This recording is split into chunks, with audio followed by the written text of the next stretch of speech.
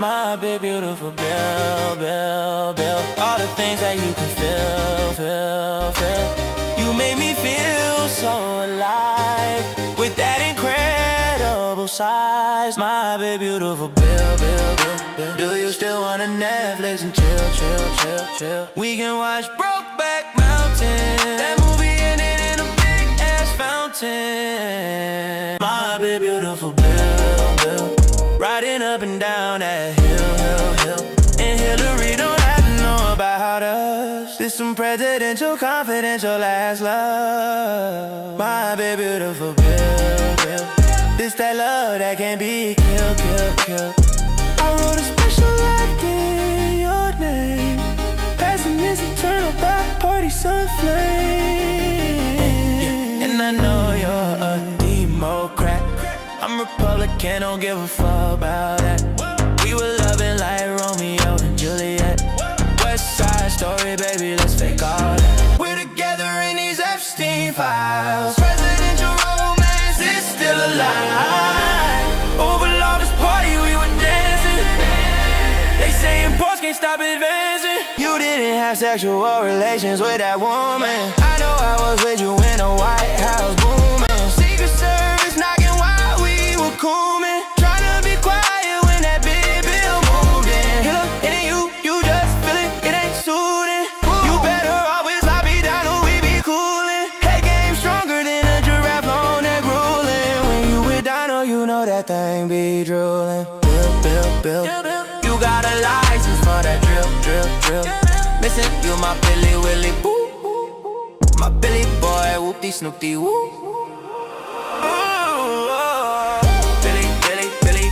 Willie, woo.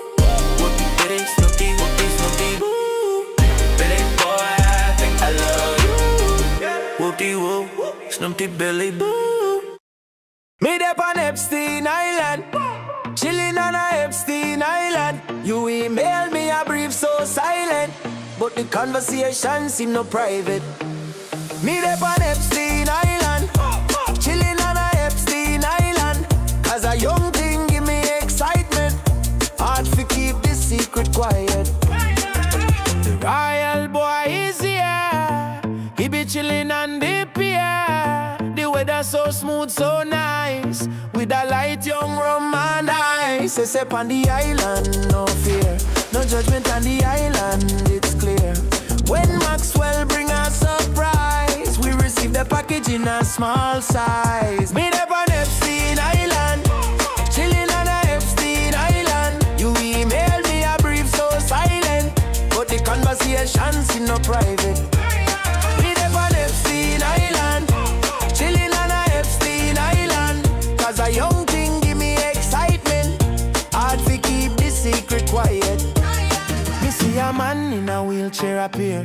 Him with a short gal vibing right near. A statesman just come off him flight with a young thing on him left and right. There's a man a stand up at the gates. Him want come in, he can't wait. Him look very smart and wise. Foundation boy so nice. Me up on Epstein Island, chillin' on a Epstein Island. You email me a brief so silent, but the conversation seem no private. Me up on Epstein Island, chillin' on a Epstein Island. Cause a young king give me excitement. Hard to keep this secret quiet. Mr. Musa call late at night. Him want come over, want and invite. Him have no vibes, we no rate till. And Maxwell tell a idiot say the party's done. We laugh cause smart get one STD. Him living too young, wild and free. From one Russian gal, intercourse. His wife no happy, she want divorce. Next day come around, it's safari time. We a enjoy, we self-relax and wine. Jeffrey a drive we round in a the Jeep. Him a chill guy, can't believe them call him a creep. Look how the monkey, them a climb up and jump. Look on them go, them a climb and jump. Epstein Island a the place we be. If you want nature and animosity, meet up on Epstein Island, chillin' on a Epstein Island. You email me a brief so silent, but the conversation seem no private. Meet up on Epstein Island, chillin' on a Epstein Island. Cause a young thing give me excitement. Hard to keep the secret quiet. DJ Marks generated this shit.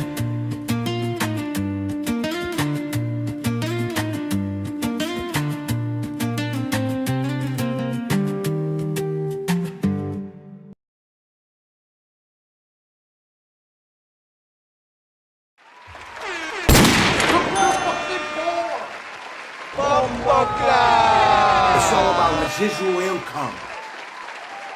Test. Yes, my friends, we are here. I saw some.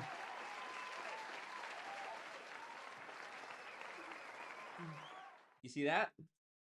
I saw some comments, roasting me for being late, which is fair. But before you roast me too hard, please know that I was actually gonna not stream at all because I'm feeling under the weather, as you can already tell in these opening moments. You can probably hear it in my voice. You can see me blowing my nose. I was like, fuck, I'm not gonna be able to do this. Like at 7, I was like, at 7 o'clock, I was like, there's no way. I can barely speak. So I was like, let me drink some tea, take some vitamins or whatever, see how I feel in an hour. 8 o'clock rolled around. I was like, fuck, I don't know, man. I was like, let me go in the shower and try to steam out a little bit and drink some more tea. And we're gonna see how she goes. We're gonna see. We're here, okay? We're here. Appreciate all y'all being here. I hope you guys are doing well. You're probably wondering, how did the Calgary secret mission go? Very well. Very, very exceptionally well, except for one thing, which is the first day. Thumbs up the ting, by the way. Thumbs up the ting. So I was meant to. So I live in Edmonton. If you don't know Alberta geography very well, Calgary is like the closest major city to Edmonton. If you were to get in the car, it's like 3 to 4 hours driving, depending on if you stop for gas, if you stop for a sandwich, whatever. But by air, it's merely a 35-minute flight. 35-minute flight. And I'm pretty sure I set the world record for the longest it's ever taken anyone to get from Edmonton to Calgary by air. My flight was supposed to be at 10 a.m. in the morning. Okay, I streamed for y'all the night before I was meant to go. And so, thank you guys. So, first of all, my body knows that I'm about to travel, because as soon as I'm about to travel, my body's like, you're sick now. Yay. As soon as I'm about to travel, it without fail happens every time. My body's like, you have a cold now. The back of my throat is like, knock, knock. And I'm like, oh no. Oh no. I feel that thing in the back, pause, in the back of my throat. I'm like, uh-oh. So that's fun. And so my flight's at 10 a.m., which means I'll arrive in Calgary by 11 a.m. I have a few hours to, check into the hotel, which I'd already booked and paid for. Thank you guys for supporting that goal as well.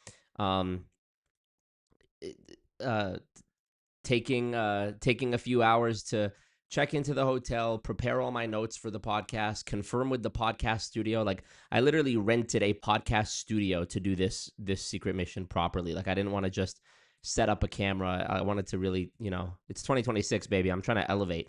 And so I'm trying to ascend, as the kids say. So, like, that would be part of it. Check in the hotel, confirm with the podcast studio that we're good to go. Double and triple check all my, my camera battery, my lens, my microphones, everything. Make sure we're all good. So I get a notification at the airport on my phone that the flight is delayed because of snow. Living in Edmonton is so funny because we literally had like 2 or 3 days where it was sunny out and all the snow had melted. And then fast forward to the next morning, everything is completely covered in snow again, and it's already almost April. But this happens every year. It's almost like, I'm pretty sure now the kids are going on spring break. Like this week, starting this weekend for the next week, it's spring break in the Edmonton school system, and there's literally snow on the ground. Make it make sense. So there just happened to be a snowstorm. Now I'm thinking, okay, that shouldn't be a big deal. Snow, like we live in Canada, Air Canada is used to snow. Like it's Canada, we get snow. They'll deal with it. It'll be fine. It wasn't fine. It wasn't fine. Where's the fa? Elon Musk. It was not fine, Elon Musk, because they delayed it, and then they said it's going to be at 11, from 11 to 12. I was like, okay, 1 hour, no big deal. I'll still get there in time. Then they canceled it completely. I got a notification on my phone. The flight is canceled. We're going to reschedule you for the next flight. So you know me. I lock into Karen mode. I'm like, I am like, what's the thing? You know, the meme of the monkey where he's like dormant and then he like wakes up like that. My inner Karen woke up like that. So I get in line to the Air Canada queue to like talk to the lady at the gate to like provide me whatever accommodation that they can give me. And in the meantime, I'm looking on my phone to see like what my rights are as a passenger, to see like what I can haggle for, or what they can do for me or whatever. But it turns out, conveniently, that if the problem is due to the weather, then basically all that they are obligated to do, because nobody can control the weather, allegedly. Some people think there are people that can control the weather, but I'll save that for another. That's for another stream. If it's a weather-related problem, then all they're obligated to do for you is put you on the next available flight. Whereas if it's something else, like there might be monetary compensation, or they have to put you on another airline's flight out of their own pocket or whatever. So the lady tells me there's another flight at 2. I'm like, okay, I have this podcast studio booked for 4 p.m. to 6 p.m. Shorty is saying the flight is now at 2 p.m., not 10 a.m. I'm like, all right.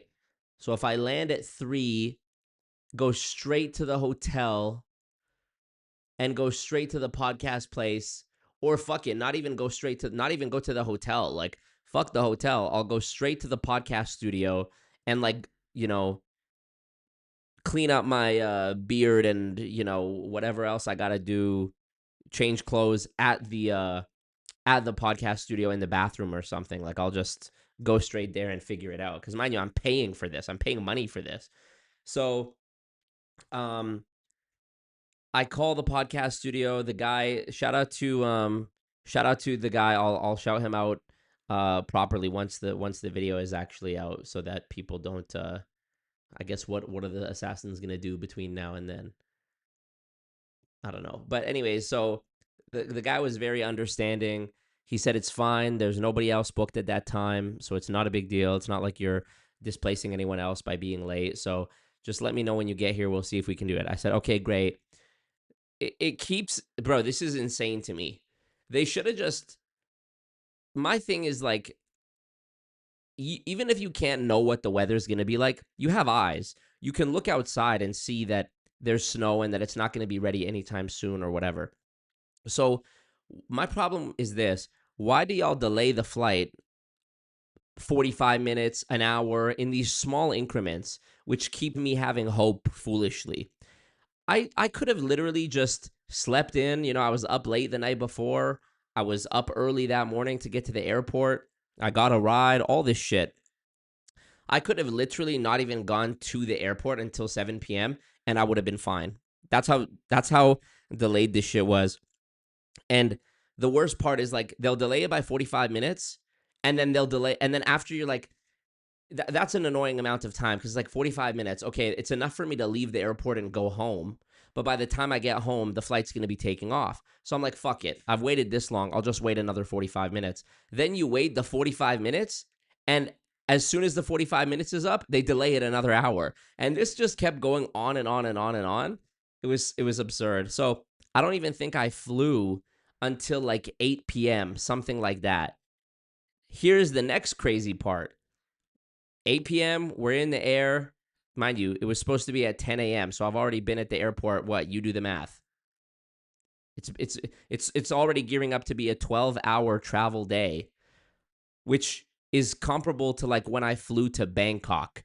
You know, like if you fly Air Canada to Bangkok, where I'm from, in Edmonton, you take a 1-hour flight to Vancouver, then you take a 13-hour flight to Bangkok. So your total travel day, you're looking at like 16 hours between going through airport security,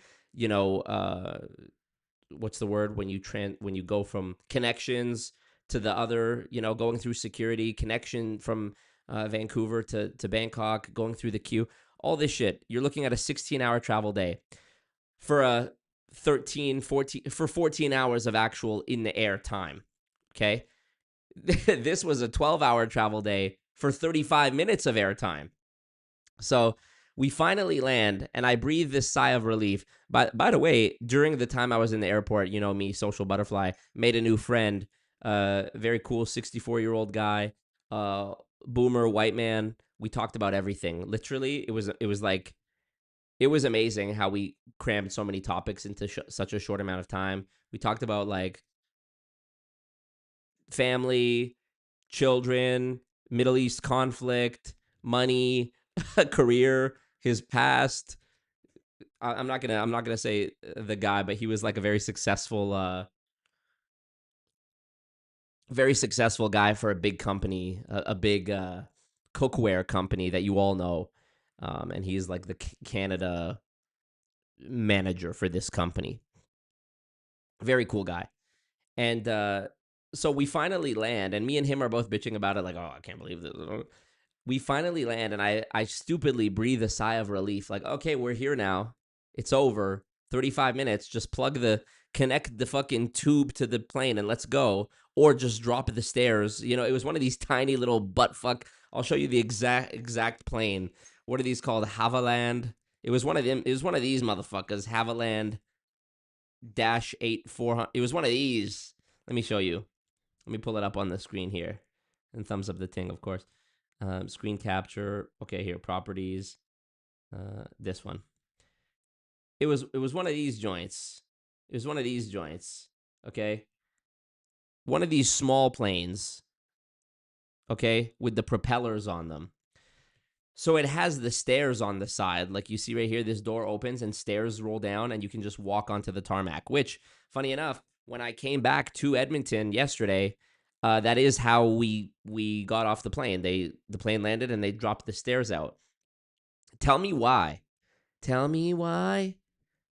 After the plane landed in Calgary, after I've already spent the entire day at the fucking airport, mind you, going through delay after delay after delay, tell me why we land on the tarmac and the pilot goes, oh yeah, sorry guys, the airport tells us that they're understaffed, so we're just waiting for a ground crew to like actually get us off the plane. It'll probably be about 15 minutes. This was already insulting because it's like, okay, 15 minutes. Exactly 1 hour later,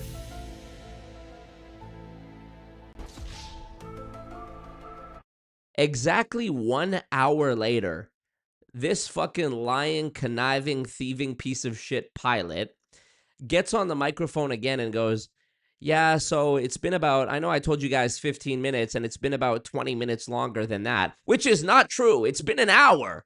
There was a Chinese guy sitting right in front of me who turned around to me and the other, the cookware guy I mentioned to y'all, because he heard us like huffing and puffing about it. And he turns around, he's like, it has been exactly 1 hour. And he like shows us his watch, and he's like, we landed at this time. And we're like, we're with him, which is true. I could feel it. I could feel the passage of time.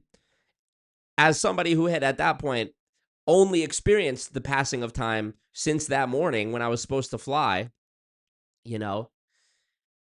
And we ended up sitting on the fucking tarmac for 90 minutes, bro. And I was like, why don't they just drop the stairs? Let me walk into the fucking airport.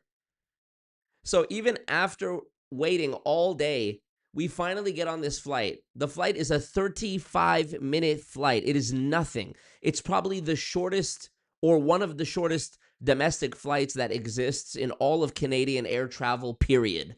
35 minutes from Edmonton to Calgary, and we sit on the tarmac for 90 minutes.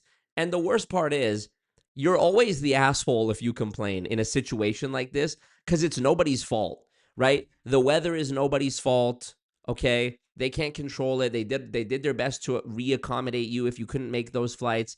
You land and you can't get off the plane. That's also nobody's fault because the airport is understaffed, so you don't want to take it out on the lowly airport attendants. It's nobody's fault. You just have to get fucked and take it. This is why I need to be rich. Streamlabs link in the chat. Streamlabs link in the chat so I can just buy a jet and be done with all of this, you know? Oh, and you know what else added to the stress? The morning of, earlier that morning when I first got to the airport, I went through security and I was randomly selected to go through like secondary screening, and I went through it. And then even after going through secondary screening, which is usually a cheat code to get you through the line faster, once I went through the secondary screening and I put my bag in the bins, it was my bag with like my laptop, camera, chargers, microphones, all my cables, everything. That also got separated to going through, like, after it went through the scanner, instead of just coming right down the conveyor belt for me to take it, it went to the other side for like a secondary screening. And I told the guy, I was like, there was so many bins before it got to my bin. I was like, and it was already like 9 a.m. I was like, fuck, I'm going to miss this flight. Little did I know. So I was stressing because I thought I was going to miss the flight. Little did I know it was going to be actually delayed, and it would be 12 hours before I actually got to my destination. But I had said to the guy at the security, I was like, bro, I already did the secondary screening. He's like, oh, yeah, that's just for chemicals. This is for other stuff. I'm like, y'all just be making it up, huh? Pre 9/11, I could have taken that fucking bag and just been like, no, I promise there's nothing in it. And they'd have been like, all right, get out of here. Lebanese guy randomly selected. Yeah, I know. It always happens to me. I'm always profiled, but I like it. I used to be paid assassins causing these issues. Now it's the weather, right? So, yeah, what up, Alex? Alex FPV says, I'm stressed out hearing about this. What a day. No kidding, right? So, finally get there, spend 90 minutes on the tarmac waiting to just get off the plane, which is a joke, and then had to take another... Still wasn't done the commute, by the way. 30-minute Uber. 30-minute Uber to get from the airport to the hotel. So you love that. And if you follow my Instagram, you saw in my story I posted, I had the most entertaining Nigerian Uber driver who's like, Donald Trump is not going to do anything. You look at Elon Musk. Elon Musk. He's like, Elon Musk, his wealth has increased triple since the pandemic. Amazing guy. And he was talking about how his son taught himself calculus, and I was just like, I can't do this today. So yeah, needless to say, the podcast didn't happen. So now I'm telling the guy who I'm doing the podcast with, secret guest, I'm telling him, like, look, I'm sorry, man, we were supposed to link up, and we'll do it tomorrow. I called the podcast studio owner and I was like, yo, I'm sorry. I just got here. Like, you guys are closed. You're probably getting ready to go to bed. And, can we do it tomorrow? So he was accommodating. So I was like, okay, best thing I can do is just tonight, get to sleep and, get it popping first thing tomorrow. So, and mind you, I told you my body was already... Oh, you're gonna be sick because of this. Rob, thank you, Rob. Appreciate you. Also, shout out to Rob. I saw you drop the donation before I even started streaming as well. Thank you for that. I appreciate you. You're a legend. And what did you say in that message? You said, if Sean Hannity is hosting tonight, I'm gonna be pissed. That's hilarious. Thank you, my king. Thank you. So I was like, already feeling sick, which who knows what would have happened. But I feel like if I had known about the delays and I had just slept in that morning and like went about my day normally and flew in the evening, like on purpose, I wouldn't have gotten the cold. I think it was because my sleep was bad. My sleep has been bad recently. And I know it's just because of stress. Like, I'm going through a challenging chapter and the sleep has been all the way fucked up.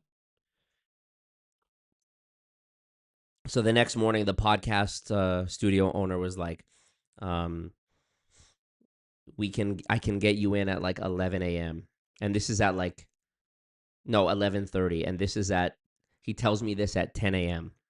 and I'm still in bed in the hotel trying to catch up on sleep. And so I'm like, all right, fuck it. So I tell the guy I'm doing the podcast with. He's like, okay, boom, I'll come pick you up. I have an hour approximately to get ready, and then we got to drive to the studio, which is about 30 minutes. So we made it happen, and we got there. Thankfully, everything went off without a hitch, except I left my camera battery. I have this battery which plugs into the camera, and it's a wired battery. So it basically tricks the camera into thinking there's a battery inside it, and then it plugs into the wall so that you basically have unlimited battery in the camera. That's why I don't have to that's why when I'm streaming, I don't have to change the battery in the camera. So I left that there, but I went and got it the next day before I was supposed to go to the airport. So it actually ended up working out. We went and filmed the podcast. I'm almost done editing it. I have an incredible podcast for you. It's the space was so nice. It's so professional looking. I got, 3 camera angles, 1 shot of me, 1 shot of the guest, 1 wide shot of both of us. If you follow my Instagram, you saw I posted a story. A bunch of y'all had some interesting guesses about who the guests could be. And let's just look at some of them here from my story yesterday.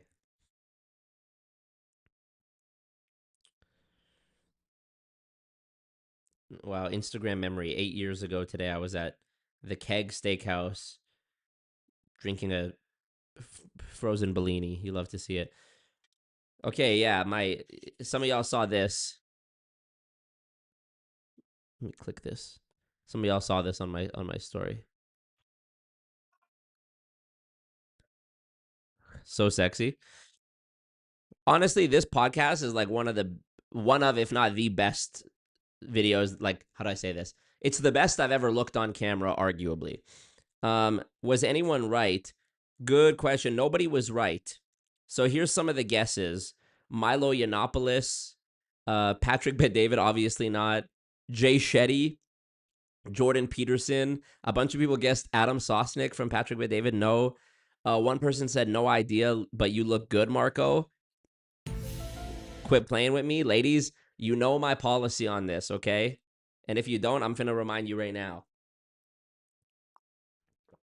Never flirt with me through the internet unless you're gonna follow it up with some action. What I mean by this is, come to me like it's Dragon's Den. No, you don't know what Dragon's Den is. That's the Canadian version. Shark Tank. Come to me like it's Shark Tank, okay? I know this is Who Wants to Be a Millionaire, but just play along. Come to me, ladies, come to me like it's Shark Tank. Say, hey, Marco, I'm such and such from such and such. Des Moines, Iowa. Where's the other place that people always tell me they're from? Eugene, Oregon. Come to me and say, I'm from Eugene, Oregon. I've got $500. I'm seeking 2 days of your time. In exchange, I'm offering $500 to put down on the hotel. Come to me like that, and let's make it happen. Okay? Unless you're going to Streamlabs link in the chat, don't come to me. Yeah, exactly. So, that's the rule. But appreciate the compliment anyways.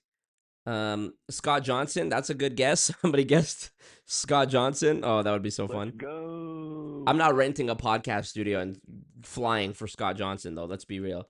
Drake. I don't know why I'm getting some of these guesses, because I said in the post that the person was canceled. So you got to base it off that. Drake, Bonnie Blue. Somebody just said my uncle. Sneeko, Andrew Tate, Netanyahu, Nick Fuentes, Diddy. I would do the Diddy interview. Putin. Yeah, Putin's going to do one with me. Alex Morton, PewDiePie, Don Cherry. That one made me laugh so much because Don Cherry, it's who even knows about Don Cherry? That's such a... Don Cherry was the co-host of a program called Hockey Night in Canada when I was a kid, and he was known for wearing very colorful suit jackets. And I don't even remember what he got canceled for. I'm pretty sure that by today's standards, whatever Don Cherry said was like so tame. Nowadays, you could say the N word and Don Cherry would have been fine. Bottom G, somebody guessed Bottom G, which is funny because I actually did film a podcast with Bottom G 2 years ago in Bangkok, and I just never put it out. Maybe I will. Um, Zelensky, somebody said Zelensky. Somebody said Elon Musk. Yeah, it was none of those. It was not. It was definitely not Netanyahu. Um, so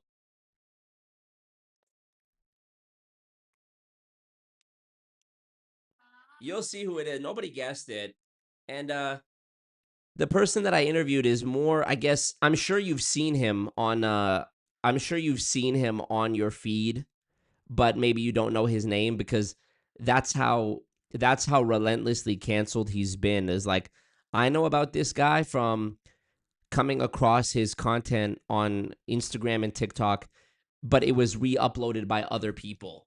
So I never actually knew how what his account was. And then randomly one day, a couple weeks ago, I got a comment on one of my Instagram videos. Sorry, YouTube Shorts,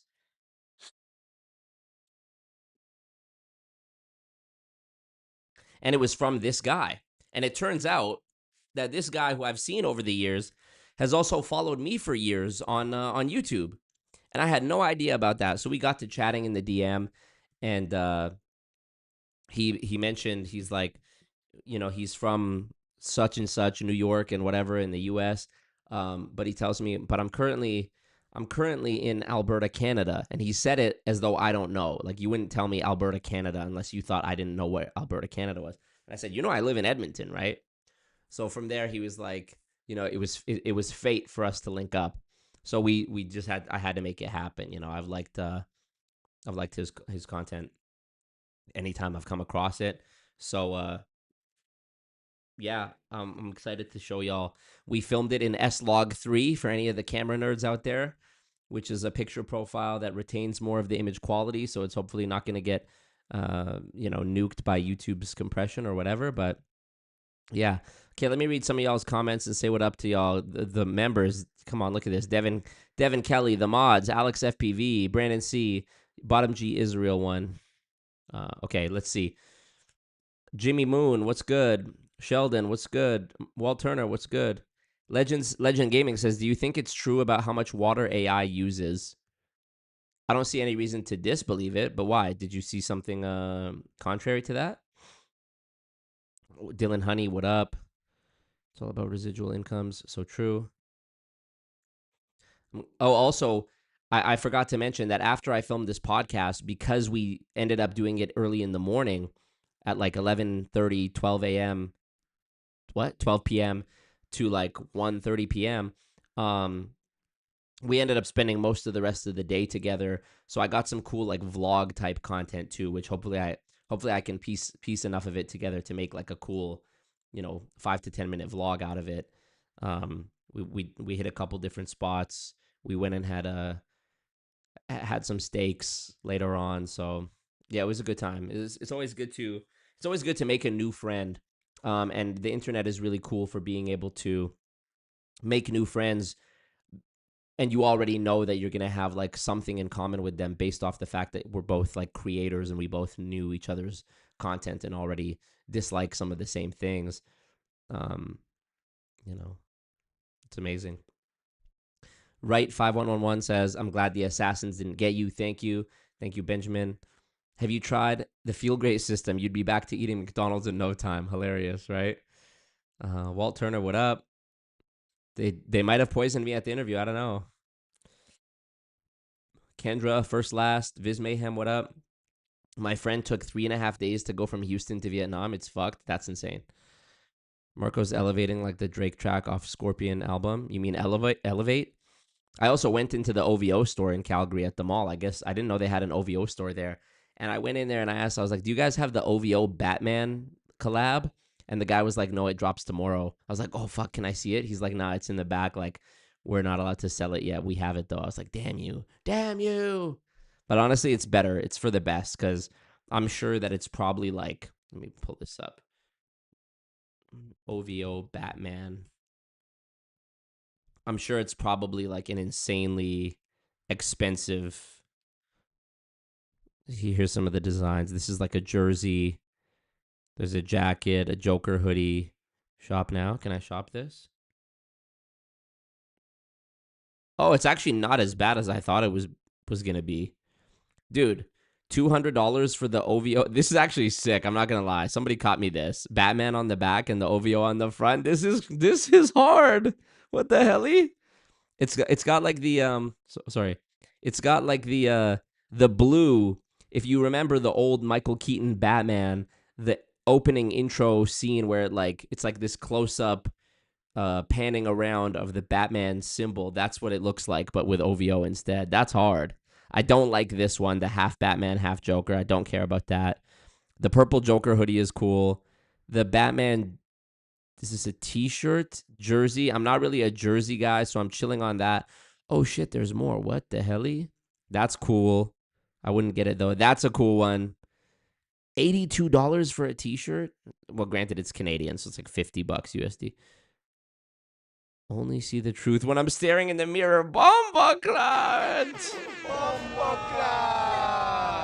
Bro, you don't understand how me this is. Like, Batman, Joker, and with a Drake lyric on the back. Like, this was custom made for me. Midnight Blue Killing Joke. Crazy shit. That's actually crazy. I know I'm glazing, but... Bomboclat. The OVO, the owl, but with the Batman ears on the pin. That's crazy.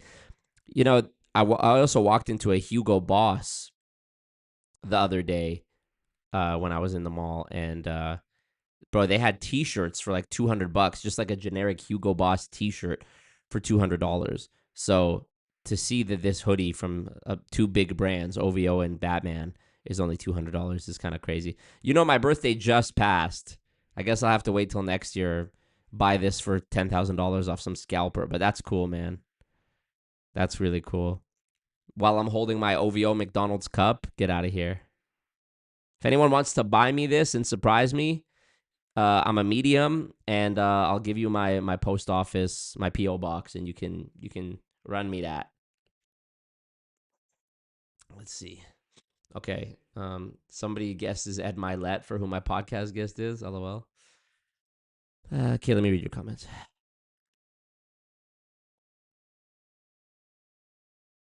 Walt Turner says, I flew from Charlotte to Vegas last year, and there was 2 different medical emergencies on the plane, and we hit crazy turbulence while they were working on a dude who was passed out in the aisle.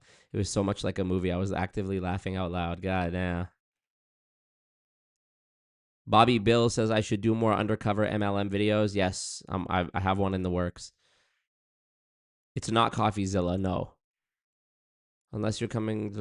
What about the Gym Latina? Rest in peace, bro. I've been looking for her. If you're watching this, beautiful Gym Latina, you know who you are. There was actually 2 beautiful Gym. Bro, this is how I know I'm destined to marry a Latina. Or at least date one at some point. I've never been with one. We just don't have a lot of them here in Canada. And I feel like I've shot my shot at a couple, but it's just never panned out. I don't know. Something's going on, dude. There was one girl at the gym like 2 years ago who I hollered at, and she had a boyfriend, and she was the most gorgeous Latina. Like, I literally would have. It's probably a good thing she refused me, because I would have acted a fool and married her or something. Maybe that's why. Maybe God or whoever has purposely kept me away from the Latinas, you know, for my own safety, for my own protection. What up, Raining Woman? Monsoon the Goon, what up? Monsoon the Goon says, plus she's reserving the Uber if you fly me out, yeah. Don Cherry, Suit Maxer. Did I see Elon Musk new haircut? No. Elon Musk haircut. Let me see. This might be an old tweet. This is from March 16th. He says he's going back to this cut. I sure hope not, Elon. Is it this? That's crazy. This one looks terrible. Elon Musk.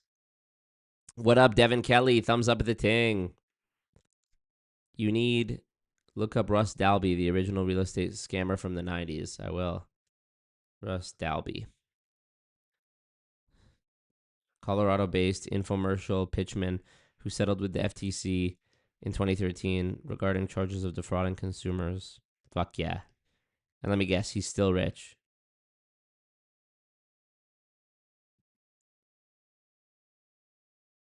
Crazy. Okay, let's see. What up, Ank gives Giuliano Massarelli. Don't even know who that is.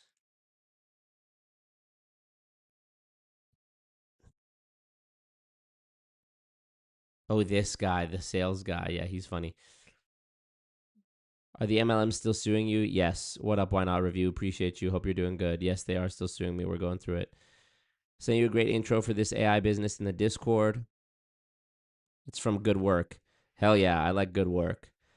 Are they still feel like it flopped? Eh? Well, it was only in Canada. And I don't know. I'm sure it was always meant to be a limited time run. But maybe that's cope. Oh, yeah. Oh, Elon.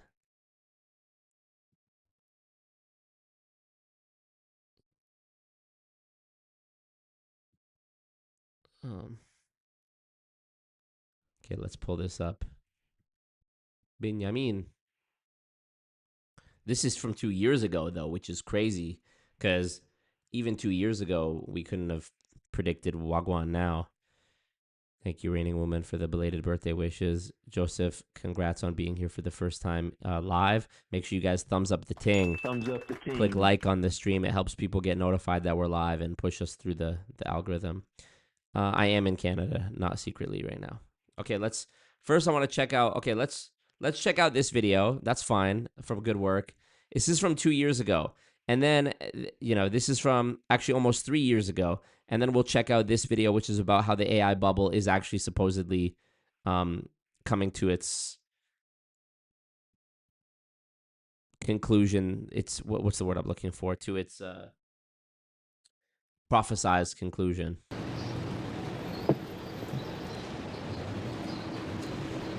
Artificial intelligence. Where do we begin? Perhaps it's by asking if AI will steal all of our jobs. Or maybe by having ChatGPT write this script for us. Or we could just watch this video of AI Drake singing Chicken Fried. Well, I was raised up beneath the shade of a Georgia pie, and that's home, I have seen that 1,200 times. But instead of doing any of that, today we're going to examine artificial intelligence through the lens of an immense force. I'm talking about hype. Today, we investigate. Can y'all hear it okay? What up, Jared?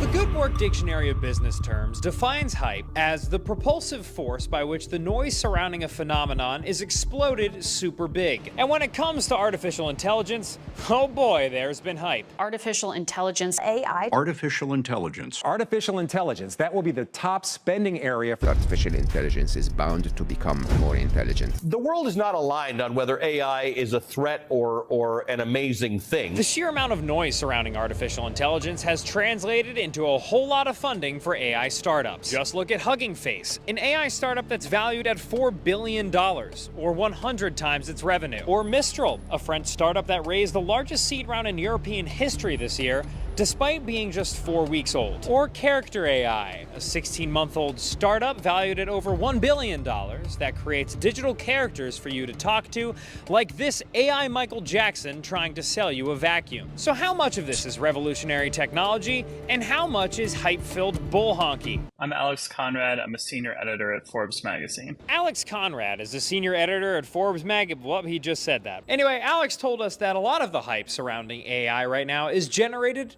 by venture capitalists. They're obviously overhyping AI. I mean, it's absolutely crazy. I've heard stories about VCs cornering each other in hot tubs. You have founders getting asked on playdates for their toddlers by VCs who want to then ask them about their company. This is crazy stuff. But at the same time, I do think that the hype comes from a real place. So I would say kind of yes and or no but, either one. exuberance from investors and users around these AI tools has gotten ahead, I believe, of the substance. But I believe that that's also natural with new technologies. So sure, it's really expensive to build revolutionary technology. I buy that, but I'm gonna need me a real nerd to explain how revolutionary this technology actually is. I'm Jason Abelak. I'm a professor of economics at Yale at the School of Management.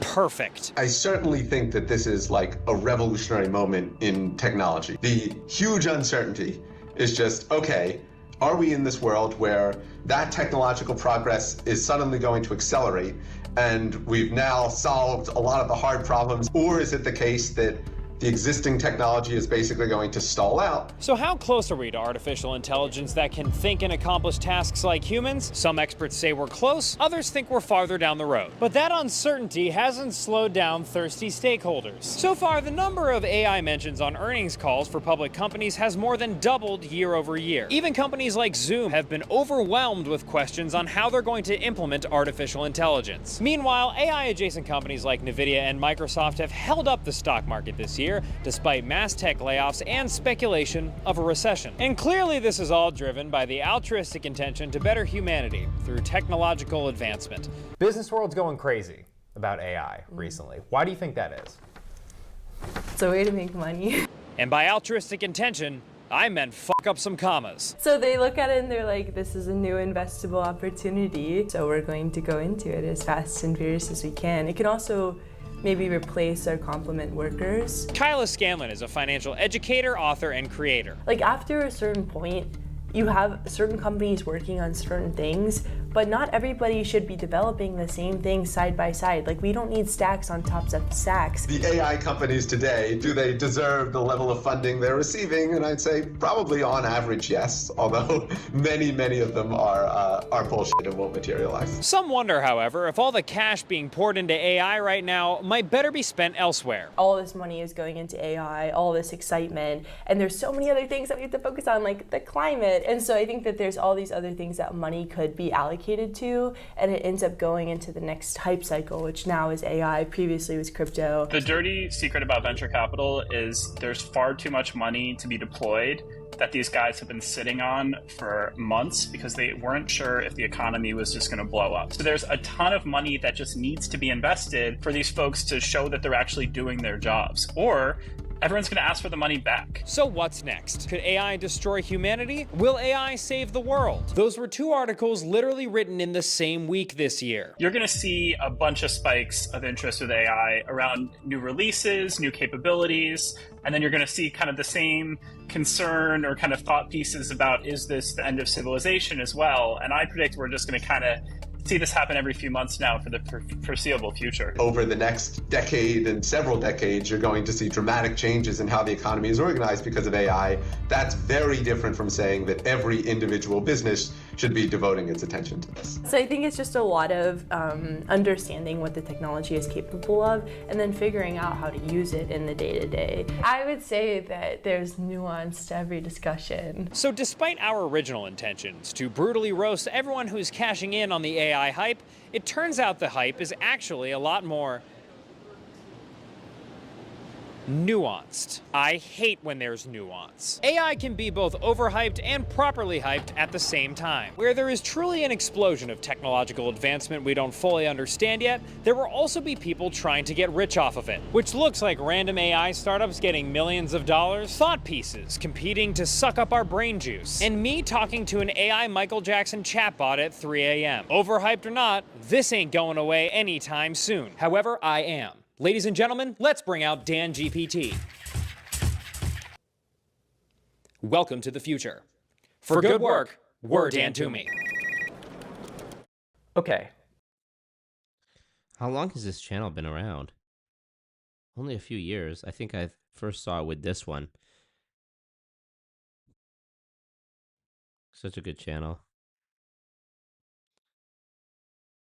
See, you can see I've watched a bunch of them already. Okay, let's check out this one. So that was from nearly 3 years ago. I mean, it's rare to... I'll just say, before I even get into this, my thoughts are like, I do think AI has been overhyped personally because, like, I think a great example of how maybe this is an oversimplification to some, but like I've seen people jokingly type into ChatGPT or like videos where it's like simple way to make $1 billion. Type into ChatGPT, design me a business model that prints me passive income every month. Go. If it was that easy, if it was that revolutionary and powerful, surely you would be able to do something like that, right? Like create some sort of passive income business or website. But it's like, and I'm not from the coding or engineering world, so I don't know what the actual answer to this is. But like when you say you're working in AI, what are you actually doing? Because all the big companies, I would think, have rendered any sort of opportunity useless, right? Like it's training, AI is trained on existing data, user data. For search engines, for ChatGPT, it's like, Google, for example. Google, Facebook, TikTok, these platforms already have the biggest repositories of data ever. So like what are you doing, really? Right 5111 says, we should come together and build an AI company, get that bag so that Marco can just buy the people that are suing him. Very true. Very true. AI is overhyped. So let's see what this is about. It's rare to say that humanity had a genuinely good day, but March 24th was one worth celebrating because I woke up to this lovely tweet. The OpenAI team announced that they are saying goodbye to Sora. That was a shock to me to see that as well. For those who might not remember, Sora is the great top-of-the-line software product which made possible postmodernist art like the Sam Altman talking head in the toilet video. It was launched just a few months back with a lot of praise and hype in the paid media, and it was supposed to be the killer of multiple industries. The app had everything going for it. It was targeting an already established market, it was built using the amazing power of AI code generation by the hottest company in the industry, and its users had endless possibilities to create engaging content basically for free. And, somehow, it still failed miserably. What's funny is that a few months ago, Sora was supposed to be a potential huge revenue stream for a company which is currently burning through billions of dollars, millions of gallons of water, and which has no idea on how to turn AI into a sustainable business. The only strategy OpenAI had so far is to rely on bombastic announcements and crazy deals to justify the hype around it. The Sora launch was no different when OpenAI announced a $1 billion content partnership with Disney, which, as always, panicked a lot of people. This was a classic case of vaporware diplomacy. Raining Woman says, actually, with the right tech teams in Israel. Remember when Andrew Tate said that? God, tech teams in Israel. What the fuck? We can create our own AI platform, even hybrids. I use AI in my business.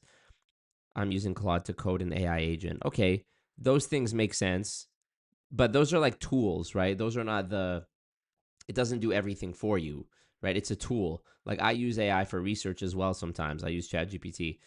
But I'm actually curious, Raining Woman, what would the AI platform be? What exactly is it doing? What's the service it's providing? Which is a term we all should be familiar with, especially now when all these AI companies are pushing questionable announcements to scare competitors and attract investors. Sam Altman, who is currently my third favorite Sam villain after the crypto scammer Sam Bankman-Fried and the serial killer son of Sam, is well known for leveraging investors' FOMO to sell the idea that its AI success is inevitable. Well, now Sora is gone, that billion-dollar partnership is also probably gone, and while the business side of this crash is quite interesting, I believe that the technical story is much more fascinating. The current assumption in the tech world is that if you give people powerful enough tools, they will naturally create something valuable. But creativity doesn't work like that. The internet is filled with stories of solopreneurs vibe coding entire products overnight. Vibe coding? What is that? I vibe coded over 12 mobile apps and games and got to 500k downloads. I wanted to share my vibe coding story, okay? But all these success stories will probably end in yet another blog article titled "Surprised Pikachu finds out that nobody cares about its 20 vibe-coded apps." The reality is that much of the success of a software product is directly tied to the process of building that software product. The constraints are what force decisions, and decisions are what shape products. The problem is that we've started confusing output with understanding. We look at a piece of generated code, or a generated video, or a generated product, and we judge it the same way we judge something that was actually built. It compiles, it runs, it looks convincing enough, so we assume it has value. There's this growing belief that coding is just a mechanical process, and if you remove the friction, the effort, and the thinking, what's left is pure 10x productivity. But when you look closely at how real systems come together, that whole idea starts to fall apart in a fairly obvious way. Most of the work in software has very little to do with typing code and far more to do with shaping the problem itself, cutting away unnecessary ideas, navigating trade-offs that only become visible halfway through, and constantly adjusting direction as new constraints appear. That process tends to be slow, sometimes frustrating, and deeply tied to human judgment. Tools like Sora are effectively removing this entire layer. They made it possible to jump straight to output without going through the phase where constraints force clarity and decisions give structure to the end result. The outcome of that shift was predictable. With Sora, we got a massive wave of content that initially looks impressive, but quickly loses its appeal once you spend more than a few seconds with it. I'm sure we'll see a similar situation in the SaaS world in the upcoming months. There is a growing belief that building an entire application over a weekend represents a compression of months of meaningful work, when in reality what gets compressed is only the appearance of progress. The underlying complexity remains untouched because the difficult parts of the process never take place. The Sora experiment is a first real glimpse into the results of lowering the barrier of entry on creation and making the entire process of building something almost free. All you get is mediocrity, compute costs, and no real impact in the real market. But the main takeaway of the video is that AI companies are starting to crack. Sora was burning through $15 million daily in compute costs with Daily, bro. All I need is 1 million one time, and my problems will be solved. Probably not even that much, but worst case, I need 1 million one time, and these motherfuckers are burning 15 million a day. How? no real path to turning that into a sustainable business. And this isn't just a video generation problem. In the past few days, Anthropic quietly reduced the power of the services it delivers during times of peak demand in an effort to balance demand with its capacity to deliver service. All this because the math is not adding up. I think the real cost of using AI generation will shock a lot of people. Take for instance Anthropic's recent code review tool, which will charge you between $15 to $25 on average for each review. If you like this video, you should consider joining our community. I feel the same way about AI as I feel about like VR technology, like, you know, the Apple, what is it called? The Meta Quest, Apple Vision Pro.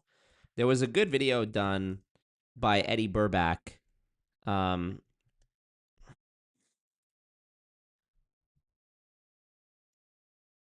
Called Apple's $3,500 Nightmare. Really good video.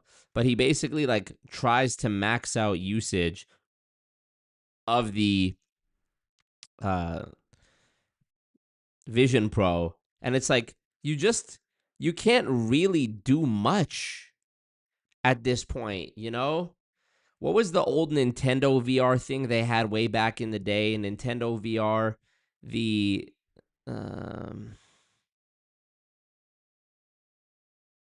old headset. This thing, the Virtual Boy. The Virtual Boy. You know, this one, like, you could prop it up on a desk and put your eyes up to it. I don't know, man. Nobody wants to live in that. People want to have more real experiences, you know? At least that's what I think. The Meta glasses are more sensible. Can Meta glasses be prescription? Yes, okay. That makes more sense. So they're actually functional, and they're also serving this purpose of, like, being able to film stuff or whatever. But wearing those big clunky fucking Apple Vision Pro on your head just doesn't make sense. If anything, I think the glasses will get better, and that makes sense to me as a product. But you remember Google Glass? Google Glass. They've been trying to do these wearables for years. You remember this? And remember the first edition of the Meta Glasses first edition? Where's them big clunky ones? I think they looked like this. They look like SpongeBob's glasses, you know? These ones with the really thick arms and stuff. You could tell these were chunky boys. I don't know. I just... people want to supplement the human experience, but I don't think they want to replace it entirely, you know? For as much as we are addicted to the endless scroll and perhaps even AI content or whatever, the end result is that it makes us more depressed. It's not like anything, it's not something that anybody is happy about, you know? I am surprised to hear about the Sora thing being shut down completely, though, because those videos, like the technology itself was impressive. I don't understand why they would shut it down. Let me go back to this. There was more videos about the AI bubble. If you just search, if you go on Google and you search AI bubble, here's some ordinary gamers. Let's see what he had to say about it. I'm curious. So I'm actually curious. This was funny too. This is a side note. In the last 5 years, 70,000 people have moved to Newham from around the world. Have you noticed a change in sort of demographics, the people who live here and so on? Not particularly. Wait a second. Did y'all catch it? Demographics, the people who live here and so on. Not particularly. Not particularly. It's right under his nose and he can't even see it. Not particularly. Now witness an unprecedented level of self-delusional Maybe he's actually technically being honest. Maybe he hasn't noticed a difference in the demographic because the demographic differences have already been there for so long at this point. Yeah, Sora. They said we're saying goodbye to Sora. Where's the tweet? Sora tweet here from the Sora official app. We're saying goodbye to the Sora app. To everyone who created with Sora, shared it, and built community, thank you. We know this news is disappointing. I wonder why, though.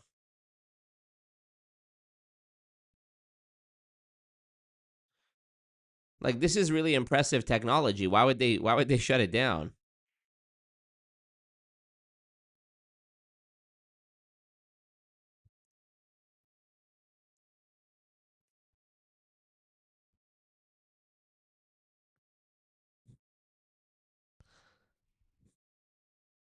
Crazy.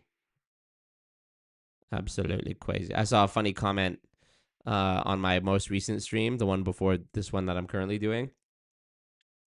Let's see. Somebody commented, it was about the Nick Shirley thing I reacted to. Let me find the comment. Oh, yeah, here. From Sean McNeil. They said, chat, he's a known grifter, scammer, and racist. Marco, I can't support that. Chat, and he hates immigrants. Always Marco. Let's hear him out. That actually made me laugh. I replied to that.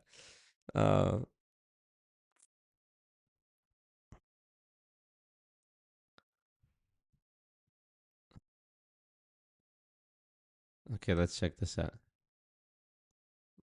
Joseph says most people only need 10K to solve all their problems. Yep, I remember those. I remember those days where 10K would solve all my problems. AI, generate every 80s blockbuster hit in the style of Studio Ghibli so I can upload it to YouTube and make money, please, right? Create our own AI bots. For what, though? For what purpose?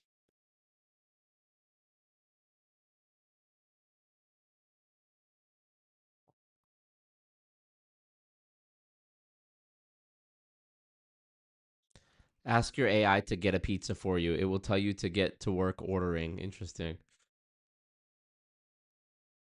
Check out Husk IRL. He shows how AI is not quite as capable as people claim it is. Oh, I'm sure I've seen this guy.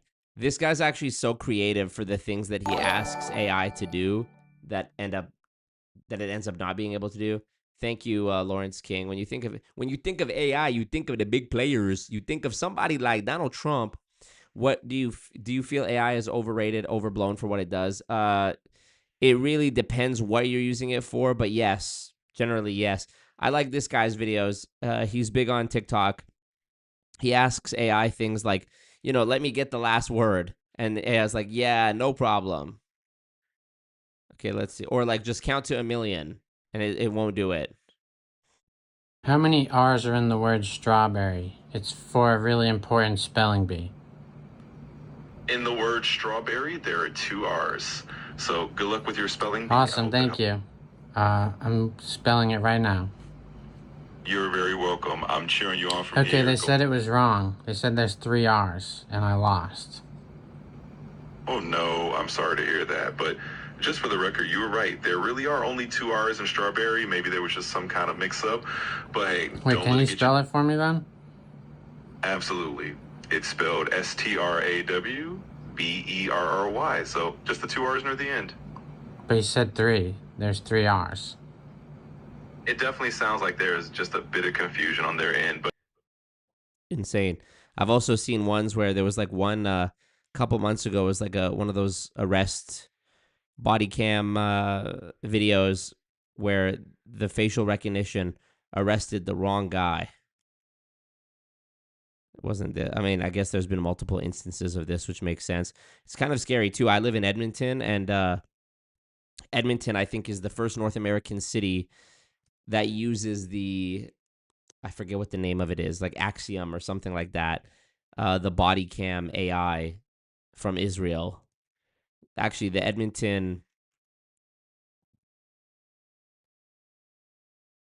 police chief, Israel. This was like a local controversy recently.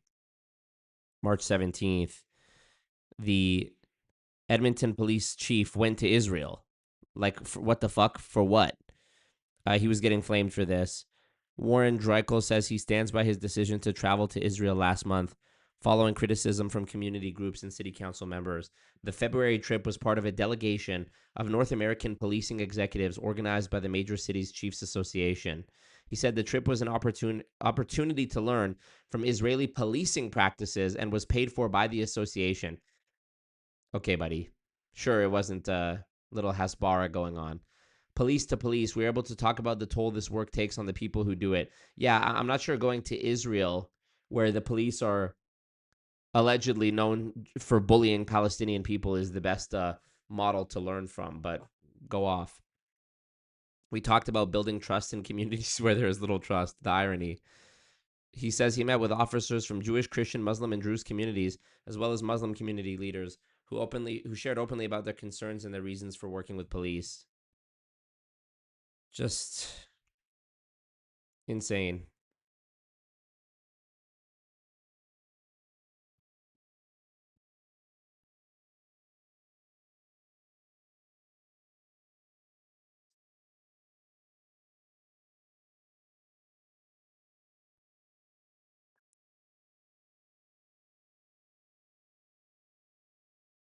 Wild.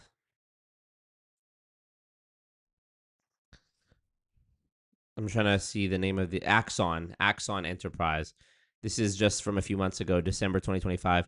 Police begin proof of concept testing of facial recognition using body-worn video cameras. So the Edmonton police are or were or have been testing these facial recognition cameras from this company, Axon Enterprise. Axon Enterprise, which I believe is an Israeli company. Let me check. Formerly Taser International, had a presence in Israel focused on providing safety technologies. In late 2025, they announced the acquisition of the Israeli-founded AI emergency response company Carbine for $625 million. Okay, so it doesn't say it was based in Israel, but that it had a presence in Israel. But I mean, you already know they'd be using facial recognition over there in Palestine, in occupied Palestine, to know which kid they're killing that day or whatever. Appreciate you again, Lawrence King. But Lawrence King, Streamlabs link is the way to go so that YouTube doesn't take 30%. Misha says, did you know about Drake and Millie Bobby Brown? I mean, what's to know? You know? It was nothing. There was nothing.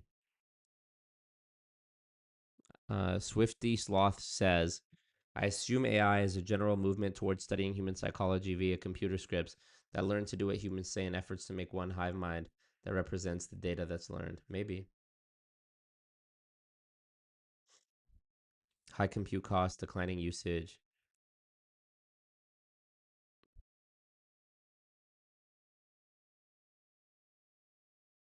About this guy, you think it knows who he is and knows it's being filmed. Oh, maybe about the guy who does the tests. No, I mean, if that's the case, it would want to present itself as good as possible, right? Gotta kiss the wall. Israel X-Files music. I asked mine the other day to change its accent, and it said, sure, is this better? In exactly the same voice. It's aggravatingly agreeable, yep. New AI bot idea. It's called Marco Don't Do This. So, I mean, such a good idea. Hey, Marco, don't do this. There's a GPT called Bunday that's very funny because it's an asshole. I love having it craft Facebook comments to cause annoying people to block me. Okay, well, I mean, a proud self-proclaimed troll. We love to see it.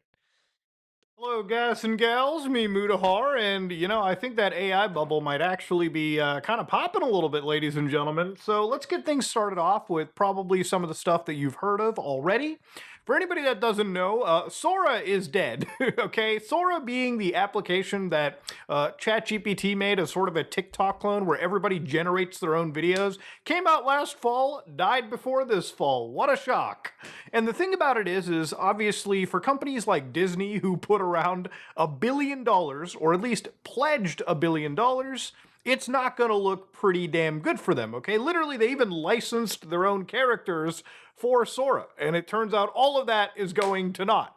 Now, I wasn't surprised by this. I think when it comes to a platform which is 100% generative AI, I don't think people are going to stick around it like they would for TikTok, YouTube, where human beings are posting content. They're probably just going to, prompt a few videos, if they're inquisitive about the tech, and then dip out. And that's basically what happened. So what has happened over here? Is the AI bubble just popped is ChatGPT going under?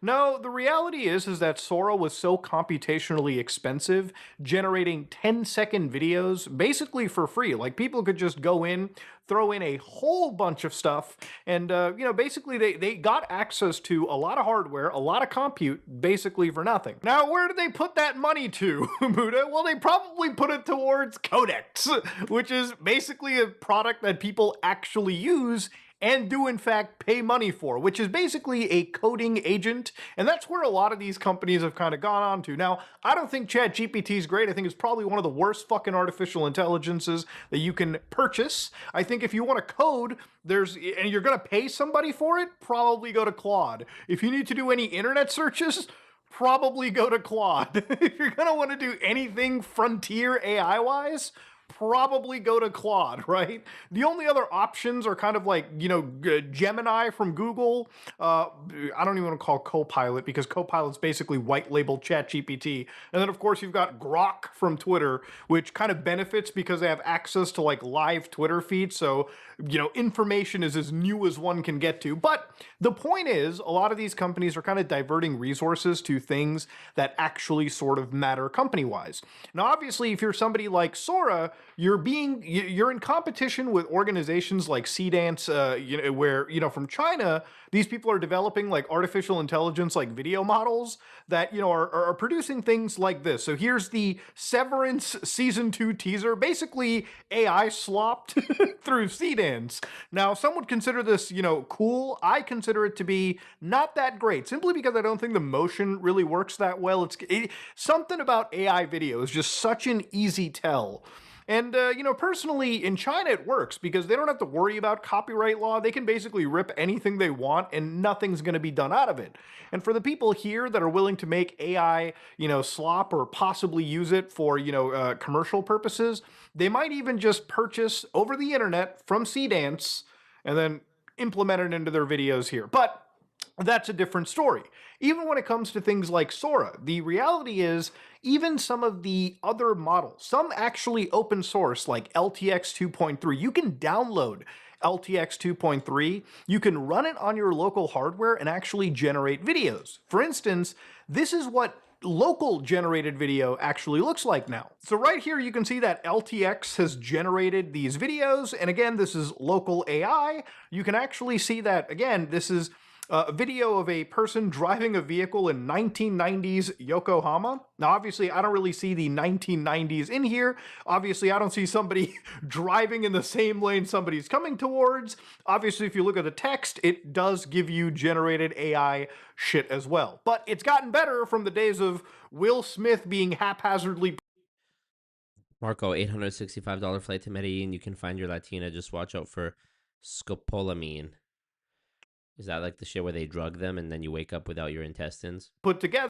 Without your kidneys? In a fucking data center, you know? It's scary, but that's kind of where we're at. Anyways, this video is not about Sora. I don't really care much about talking to it. I actually want to talk about something related to artificial intelligence that I think is a bit more important. So a couple days ago, actually a day ago, it came out that Google came out with this thing called TurboQuant, which was a compression algorithm that reduces the key value cache memory by 6 times, with 8 times speed up. Now, this sounds like a whole bunch of nerdy gobbledygook, but basically the idea over here is that Google has said that they found a revolutionary way, which, by the way, was talked about a year ago in a paper. This is where they effectively compress a lot of the actual data vectors inside an LLM. So the idea here is for anybody that doesn't know how this stuff works, I'm going to show you what a local LLM does. So here is Qwen 3.5, 27 billion. This is this new model where like they've stolen from Claude and sort of distilled it into a free model anybody can download. So this is a program called LM Studio. You can go over here and download any of these models. If you want to download the one that I'm using, you can get Qwen 3.5. You can type in the words Claude, and you can see right over here that about 480,000 people have downloaded this specific model that I'm actually using. Some people have found a way to sort of obliterate the model or make it uncensored so it can actually do things that it wasn't originally designed for, right? So to give you an idea to show you how this stuff kind of works, I'm going to ask this artificial intelligence, hey, look up this thing I heard about Google making AI take less memory.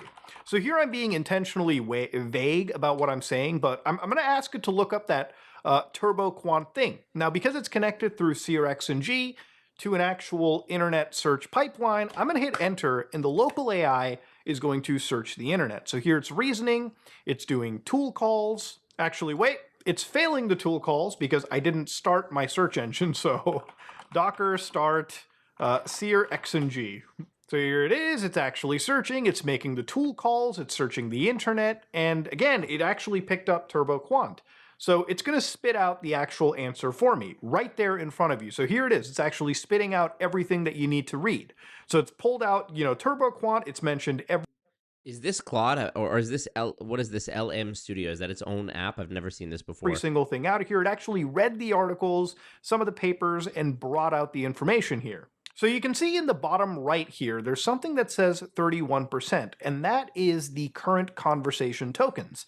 Now, every single word when it comes to an AI is token heavy. So sacrifice is a token, as is accuracy. Now, this context window is around 33,000 tokens. So after 33,000 tokens, this LLM is going to start breaking down. It's going to start forgetting things. It's going to start losing context of what it's actually doing.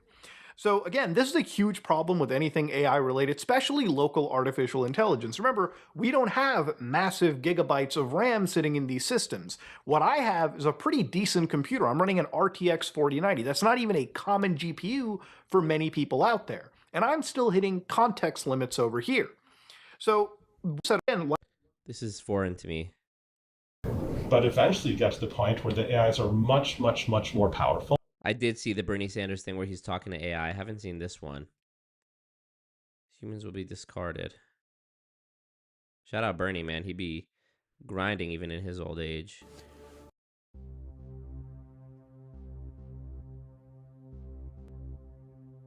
Claude, this is Senator Bernie Sanders. I have been taking a hard look at how AI impacts American society in terms of economics and job loss, in terms of the mental health of our kids, in terms of what it will do to the political process. What I want to talk to you about is another issue, and that is the impact of AI on privacy. I want to know among other things, just how much of the information that AI collects is being used, and what would surprise the American people in terms of knowing how that information is collected? Yeah, that's the thing that would probably shock most Americans. Companies are collecting data from everywhere. Your browsing history, your location, what you buy, what you search for, even how long you pause on a web page. Then they're feeding all of that into AI systems that create incredibly detailed profiles about you. What would surprise people is how little they actually consented to and how little they understand about it. Most people click agree on terms of service without reading them, and they have no idea that their data is being combined with thousands of other data points to build a picture of who they are. And then that AI uses those profiles to decide what ads you see, what prices you're shown, even what information gets prioritized in your social media feed. It's all happening in the background, invisible and largely unregulated. I mean, I think most Americans will know the answer to this, but why is all of this information being collected? What's the goal here? Money, Senator. It's fundamentally about profit. Companies collect all this data because AI allows them to turn it into valuable insights. They can predict what you'll buy, target.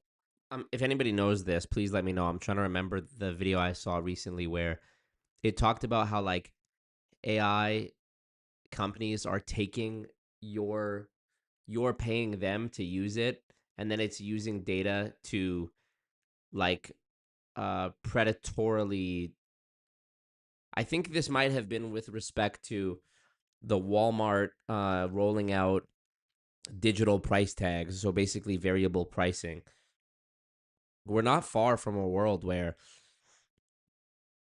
imagine this scenario, right? You walk into a Walmart, the cameras scan your face using facial recognition AI technology. Once it identifies you, it then takes everything that it knows about you after it's identified you to figure out your socioeconomic status, what you need, what you're looking for, so that by the time you get to the diapers section, it is going to charge you a premium on diapers compared to the previous person because it knows that you were Googling diapers and baby stuff. Perhaps you just had a baby or you're about to have a baby. You've already driven all the way to this Walmart. Chances are if they jack up the price $1, even if you know the price has been jacked up, you might just end up paying for it because what's the solution? Like drive all the way back home without it?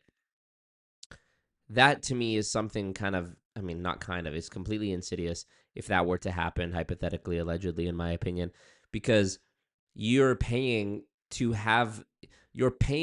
train the AI, which is then turning around and trying to scalp you and squeeze as much money out of you as it can. It feels like for a while now, we've been in a world that is unlike the world I grew up in, where you would want as a business to provide the best quality and best service to your customers in order to make them happy. Now it seems like companies treat their employees as obstacles in between them, the company, and their goal, which is the money. And it's like, how much can we skimp on what we're actually offering? How much can we lock behind a paywall? How much can we, how much are you willing to pay us for this thing? How much can we overpromise and underdeliver or make good on in the beginning? Think about services where like it's free to use. If you've heard the saying, if the product is if something is free, you are the product, right? So it's free to use something like, I don't know, TikTok. Well, TikTok is learning. TikTok is gathering data. It's learning about your interests. It's learning what you like to watch, what you find funny, what compels you, what calls to you emotionally, etc. So, you're spending time on their platform, which helps them make money because you're watching ads and you're a user, which increases the value of the platform inherently because obviously that's something companies would boast about. We have X amount of users if they were ever to be acquired or sold or something. So you're essentially, working for the company, conducting testing for them while watching the videos and using the service or whatever, using the product. So then it can sell more stuff back to you. There's obviously more insidious examples of this, but you with ads that are more likely to work, charge different prices to different people based on what they know about you. Advertisers pay premium prices for access to these detailed profiles because they're incredibly effective at manipulating consumer behavior. And it's not just about selling you stuff either. Political campaigns use the same AI and Paying their employees in AI tokens is hilarious. It's so dystopian and dark. It's just wild. Marco, would you have a robot girlfriend? If she was bad, I guess. Why not? Maybe I might not be exclusive with her though. She's monogamous. I'm not. Type shit. Mrs. Incredible 3000 would be Marco's robot girlfriend. So true.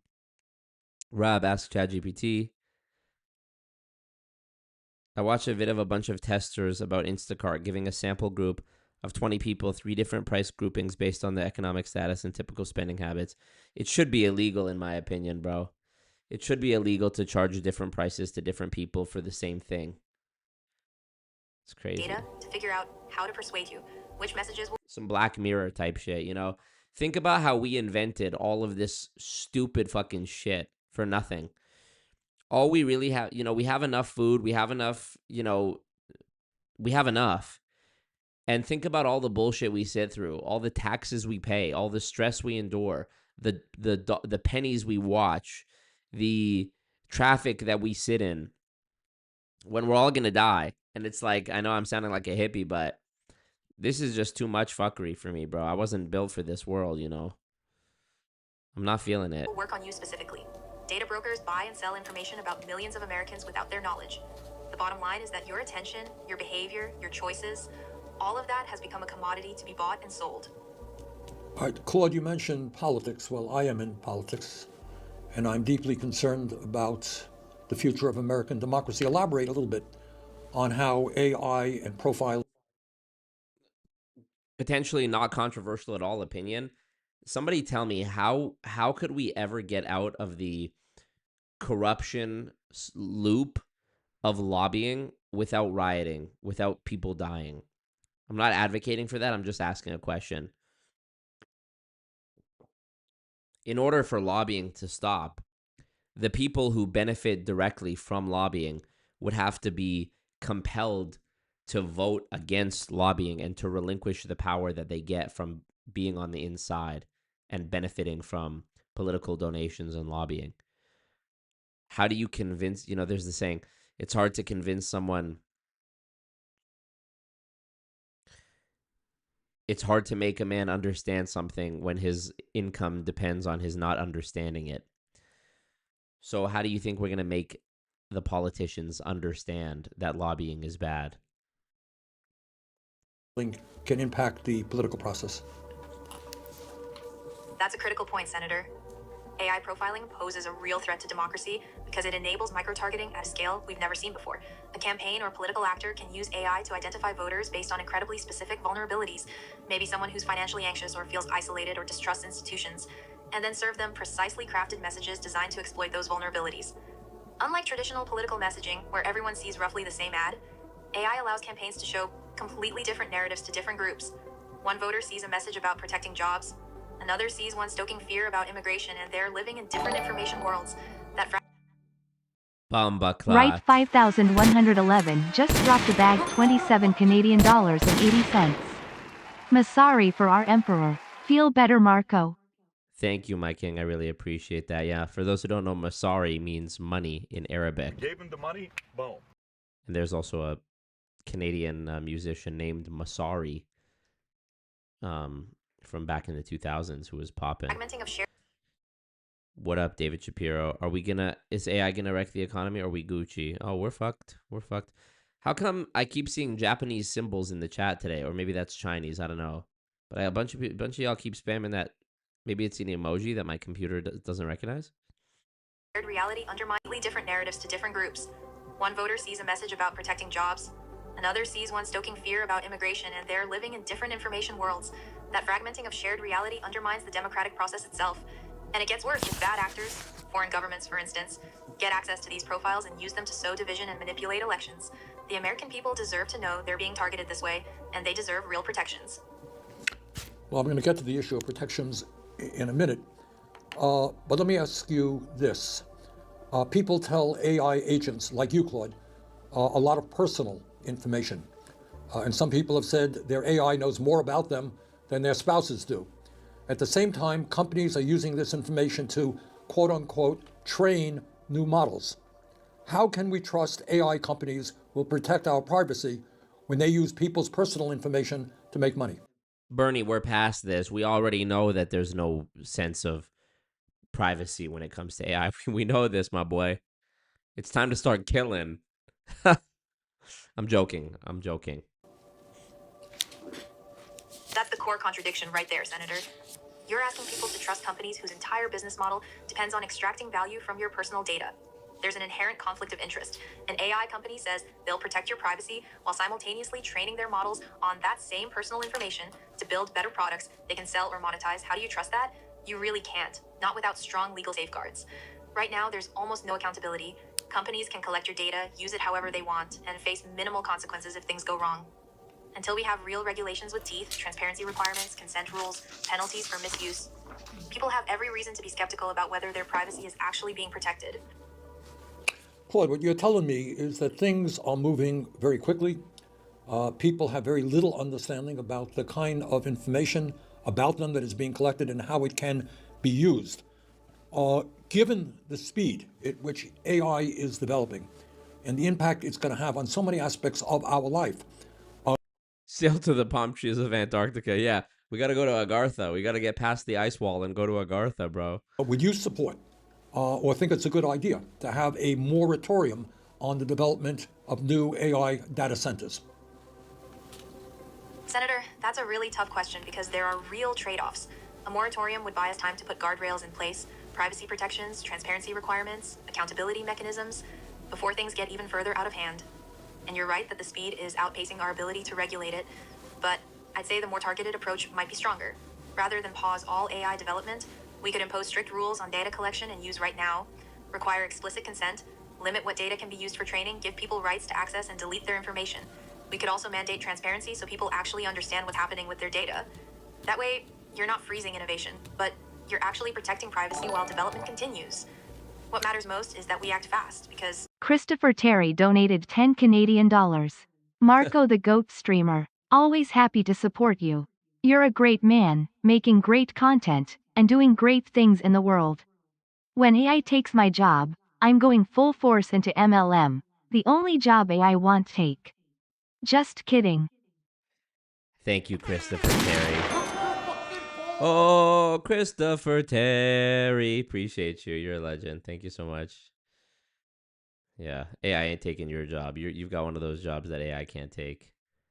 AI is going to result in you having a lot more clients for your job. everyday companies are collecting more data and building more capabilities. Well, Claude, the problem with what you said is that AI companies, as I'm sure you're aware, are pouring hundreds of millions of dollars into the political process to make sure that the safeguards that you're talking about actually do not take place. So while you may be right in saying that that would be a better approach, yeah, it I can ain't gonna spot happen. AI. It ain't going to happen Whoops. soon. Given that reality, I can spot AI written captions a mile away now. I hate it so much when they're, or like, I've even noticed people on Instagram, like when I scroll and I come across a video from someone I don't follow, you can clearly tell that ChatGPT wrote the script and they're like, it's not blah, blah, blah. It's actually blah, blah, blah. Nobody talks like that. right, and saying that that would be a better approach. It ain't going to happen. It ain't going to happen soon. Given that reality, do you think it makes sense to have a moratorium on data centers so we can slow up the process?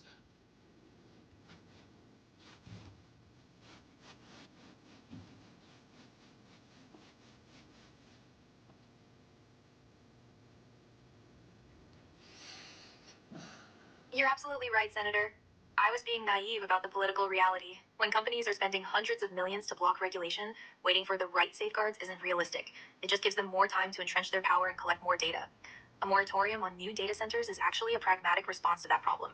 It forces a pause that gives lawmakers like yourself actual leverage to demand real protections before companies can keep expanding. Without that kind of pressure, you're right, the safeguards won't happen. Well, Claude, thank you. And let me just ask you, is there anything else that you think the American people should understand about the threat of AI in terms of privacy?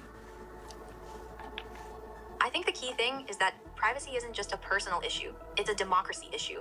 When companies and governments have detailed profiles of millions of people, they have power over those people in ways most Americans don't fully grasp. They can manipulate your choices, predict your behavior, and influence your thinking. So this isn't abstract. It affects whether democracy actually works. That's why I think your focus on this is so important, Senator.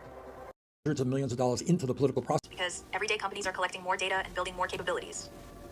Well, Claude, the problem with what you said is that AI companies, as I'm sure you're aware, are pouring hundreds of millions of dollars into the political process to make sure that the safeguards that you're talking about actually do not take place. So while you may be right in saying that that would be a better approach, it ain't going to happen. It ain't going to happen soon. Given that reality, do you think it makes sense to have a moratorium on data centers so we can slow up the process?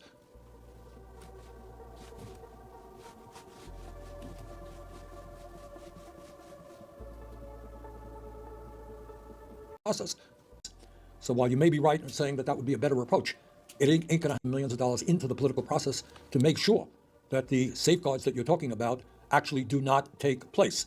So while you may be right in saying that that would be a better approach, it ain't going to happen. It ain't going to happen soon. Given that reality, approach might be stronger in place, privacy protections, transparency requirements, accountability mechanisms, before things get even further out of hand. And you're right that the speed is outpacing our ability to regulate it, but I'd say the more targeted approach might be stronger. Rather than pause all AI development, we can impose strict rules on data collection and use right now, require explicit consent, limit what data can be used for training, give people... We're fucked. But eventually you get to the point where the AIs are much, much, much more powerful. They are running the robots, they are running the factories. They don't actually need the humans, and once they don't need the humans are discarded. That's scary. Imagine how it must feel to be Bernie, to be like 150 years old, and you grew up with like what was the most advanced technology when he was a kid, the radio, and how you like see AI. It must literally feel like you've lived 1,000 years. Commerce says buy solar panels, stock up on ammo, beef jerky, band-aids, etc. Streamlabs link in the chat. I would love to. I'm down. Holla at me.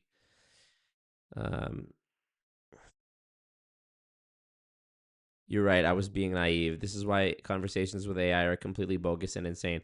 Yeah, if you push it, it'll just agree with you no matter what. I've even asked AI to like pretend that I'm the other side, of a certain ideology or something, and give me your best arguments. And it's like it knows that I'm not the other side, so then it's still not, objective.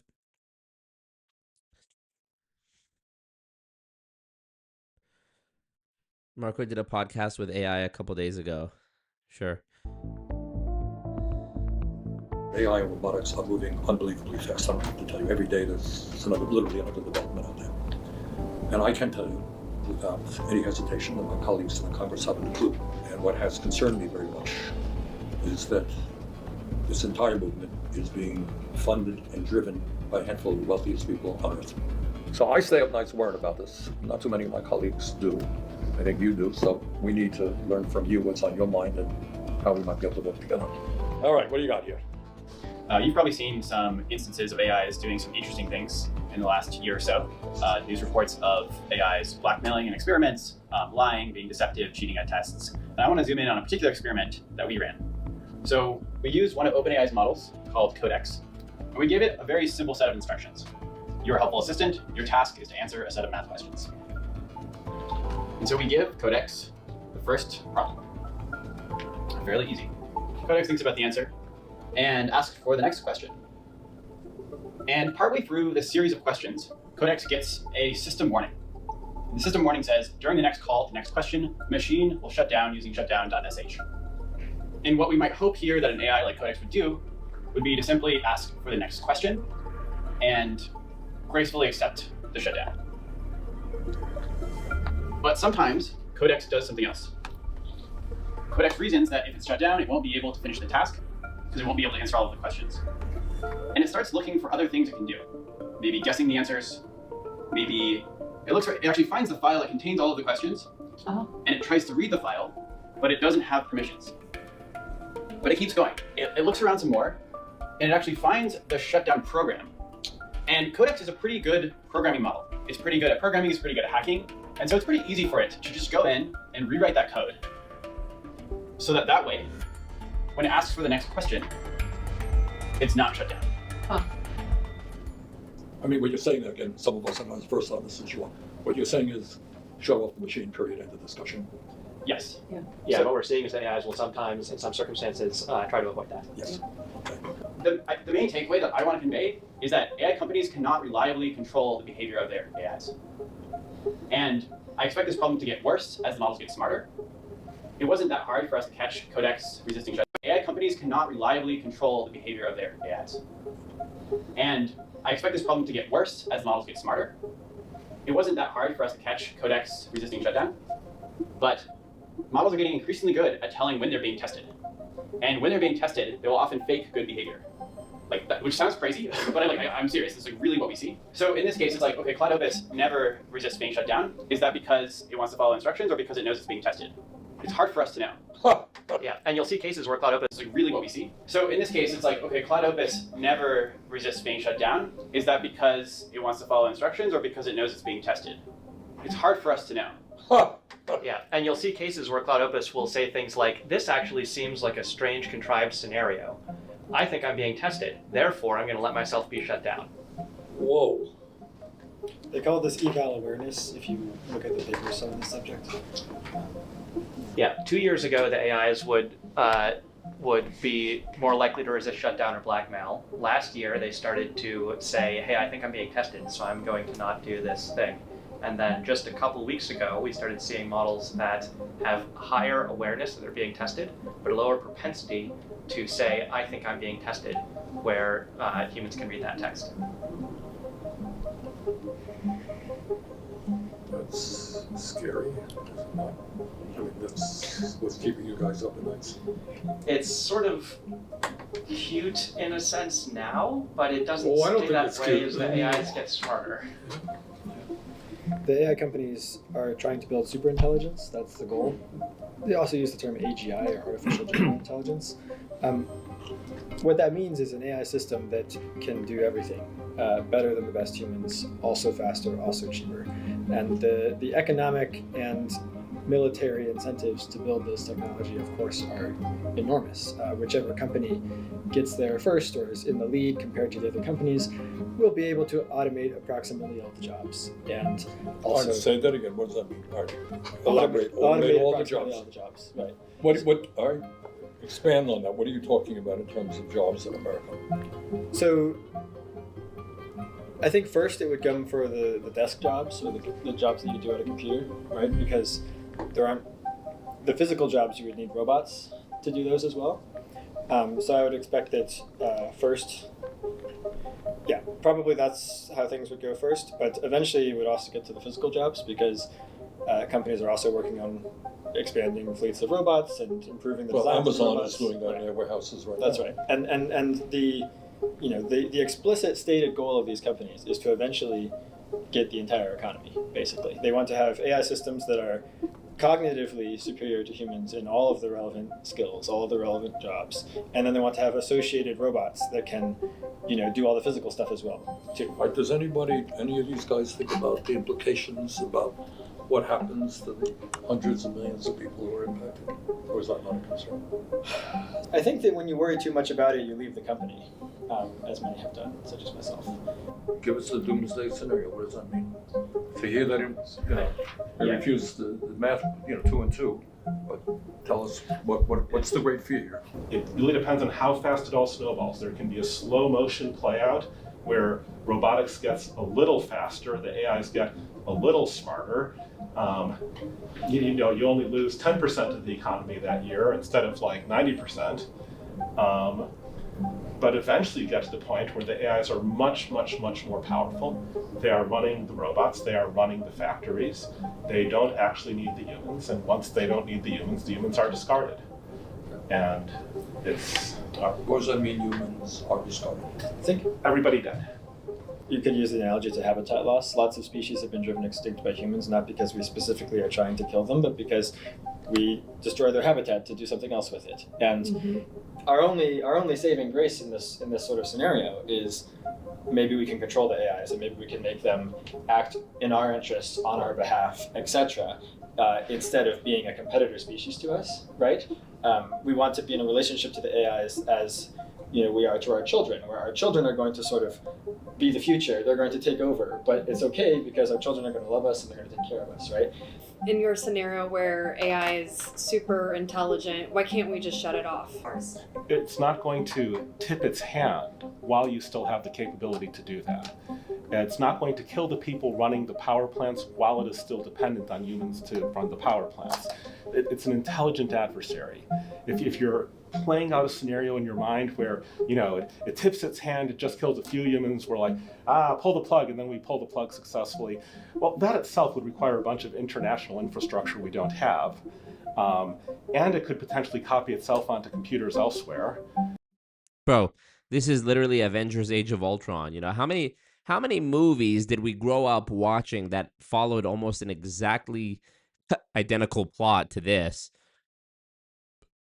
for us to not be able to forecast it adequately and stop it?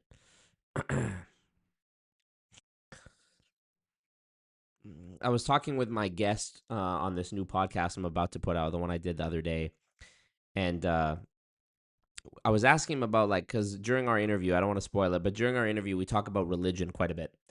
And, if there's one through line with all the videos on my channel, I guess, I used to have the banner on my YouTube channel that said anti-MLM.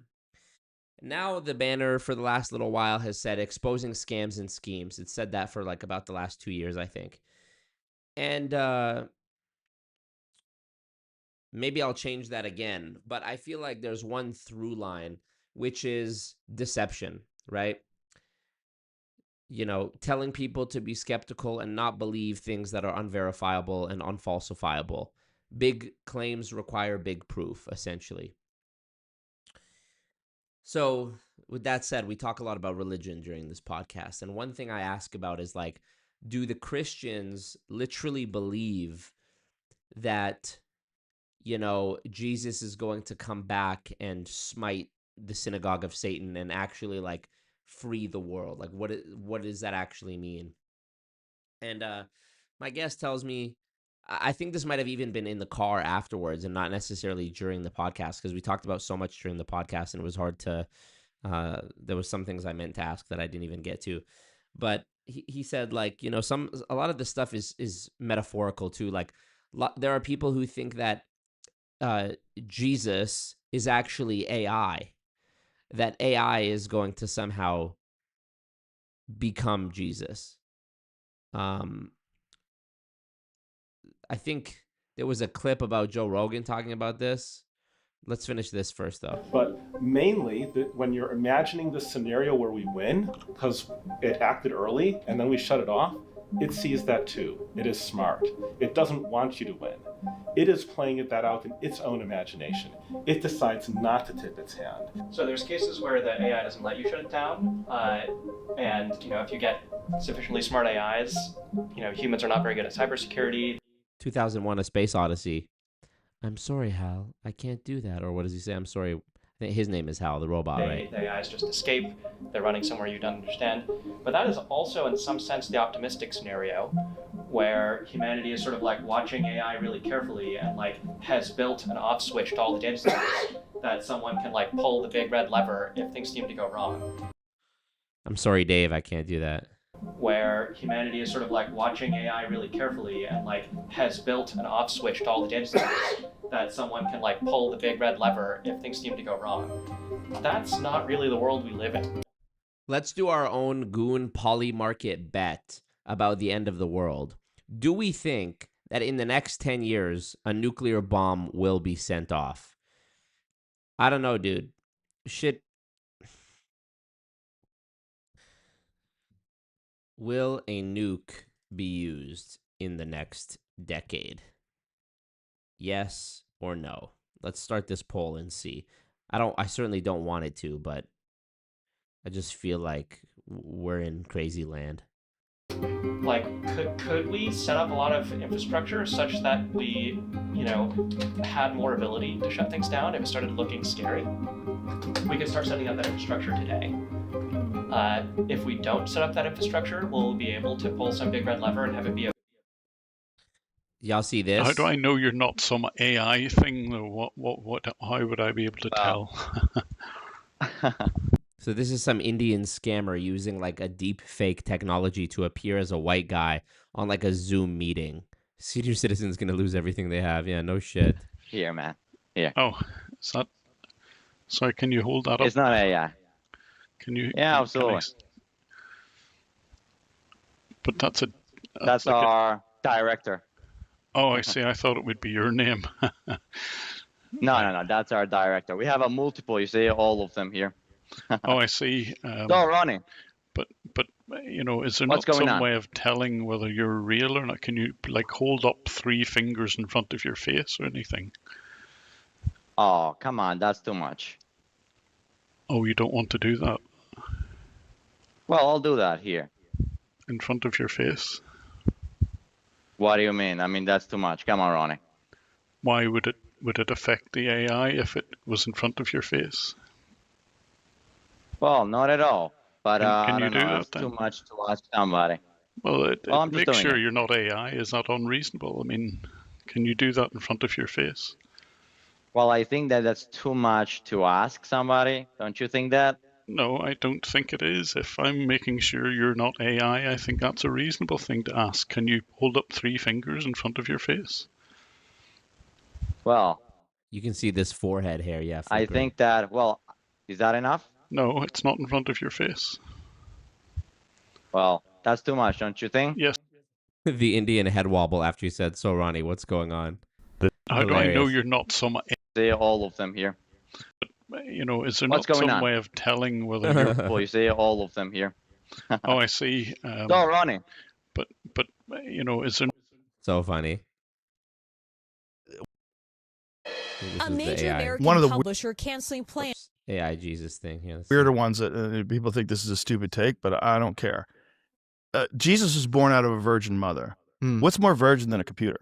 So if you're going to get the most brilliant, loving, powerful Where is this interview taking place?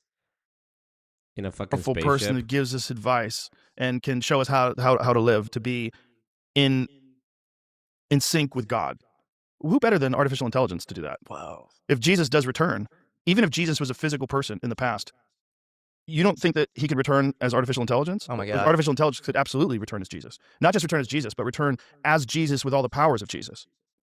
Like all the magic tricks, all the ability to bring people back from the dead, walk on water, levitation, water into wine. Made it up. DJ Khaled, you played yourself. All these movies predicted the future, yes. I did not see about the thing where the AI robot grabbed a gun. I did also not see the AI robot with Melania. Robot with Melania.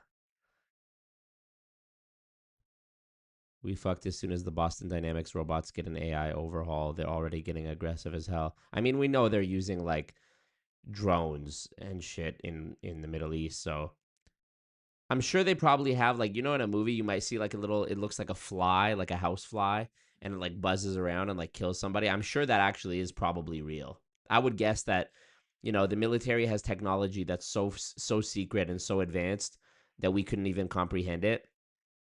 I'm quite confident that they probably do have like a robotic, that like a fly that they can control, that can just like, they can just launch the fly at somebody's neck and kill them on some Charlie Kirk shit.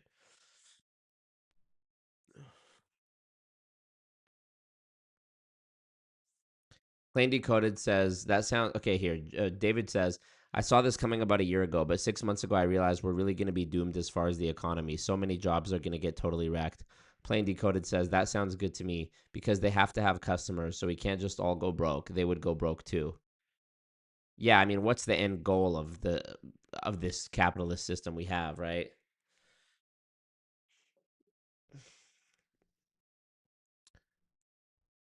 Those BD robots are going to be scary. Boston Dynamics robots are getting scary at first. I was like, that's pretty cool. Now I wonder where all their weak spots are. Avengers Age of Ultron. It's a movie from 2015. I would like to think I could defeat one robot before it kills me if they overthrow us. Likely story. check out a video of the new robots. You might just have to throw specs in the way to buy some time.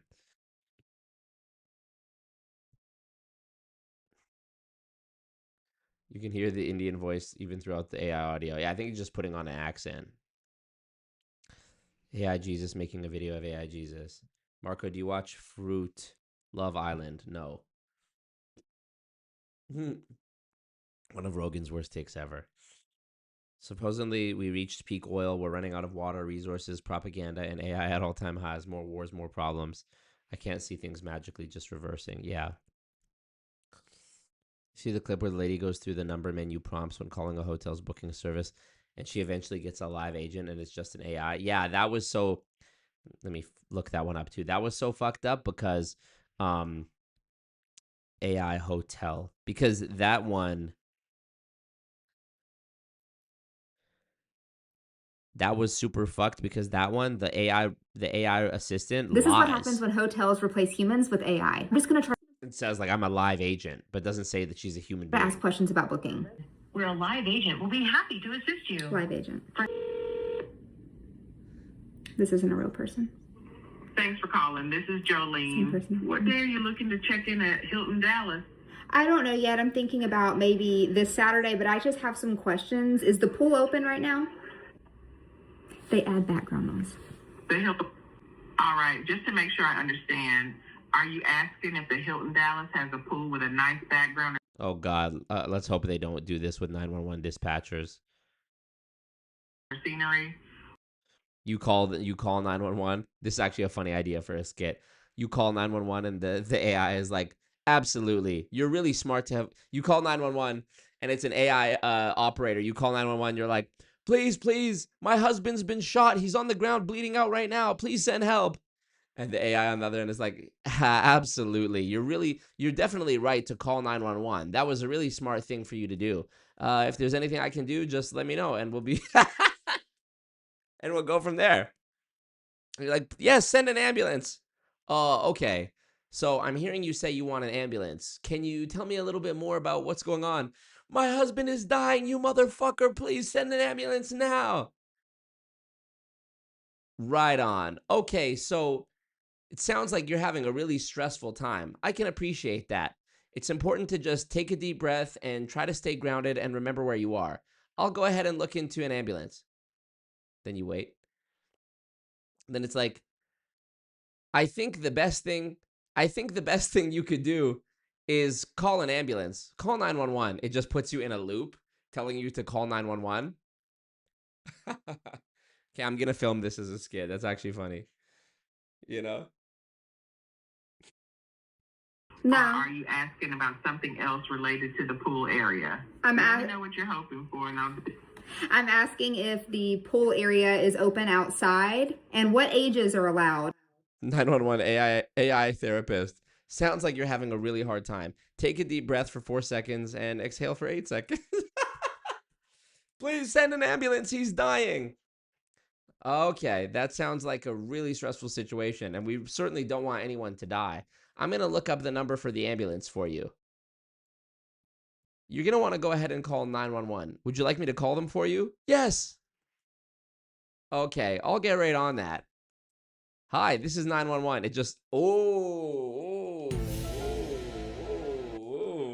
This is how the video loops. Wow. This is how the video loops. Is you get to the end of the video and it's like him saying, would you like me to call them for you? And you say yes, and then that's where it starts. It loops back to the beginning and it's him being like, hi, thanks for calling 911.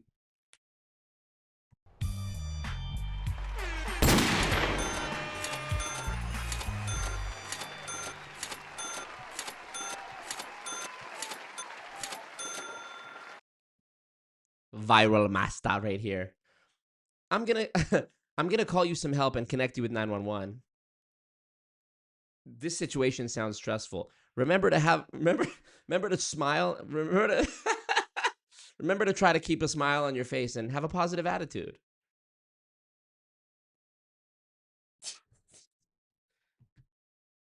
So dark. So fucking dark.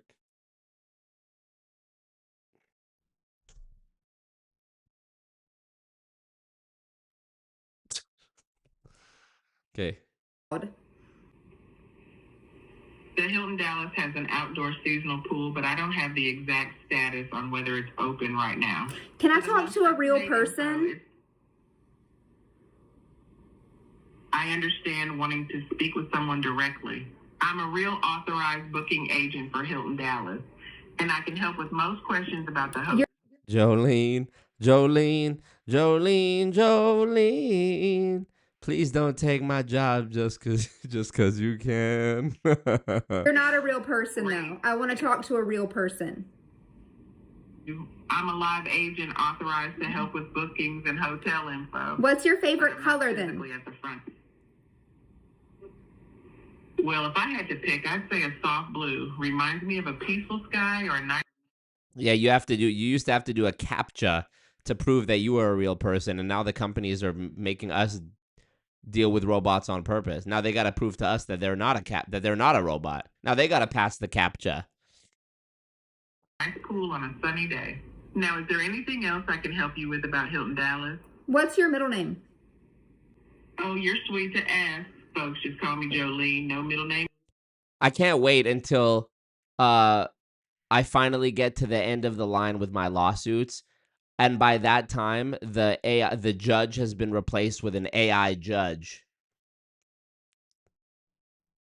And I'm like, as you can see, Judge, as you can see, Your Honor, all of the evidence points to me being innocent, and this case should get dismissed. And the AI is like, gotcha. Well, I think the best thing would be to send you to jail for 100 years. Needed. Is there anything else you'd like to know about the hotel? How can I talk to someone else? I want to talk to someone else. If you'd like to speak with a live person at the hotel, I can give you the Hilton Dallas front desk number. Wait. Would you like me to text that number to your phone? I'm confused. I'm confused because I just told you that you're not a real person, and you told me that you are a real agent. So are you real or not? I understand the confusion. I'm not a person sitting at the hotel. I'm a virtual agent trained to help with Hilton Dallas bookings and questions, just like a real reservation specialist would. I can get you rates, answer questions, and help you book, but I'm not a human on the other end of the phone line. Took 3 minutes to get that answer out of them. Bumbaclot.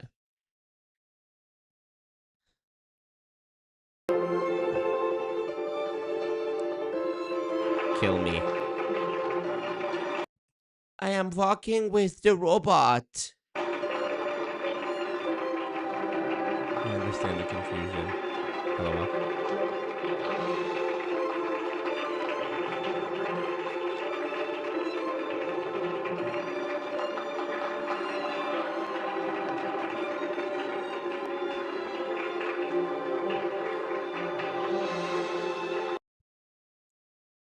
I gotta incorporate that into the 911 sketch. I understand the confusion and see how stressful that can be for you. Oh my god. Oh, Brigitte Macron. Okay.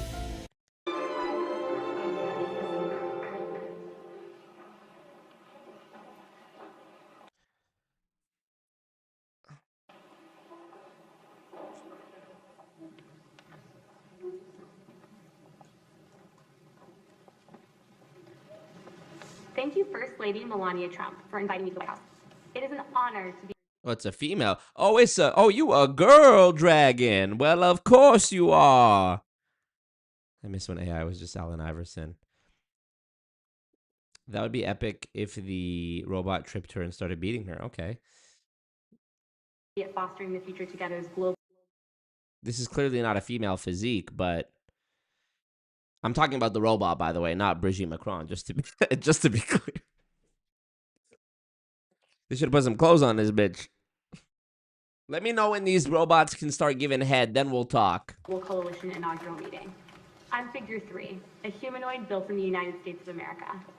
I am grateful to be part of this historic movement to empower children with technology and education. Welcome.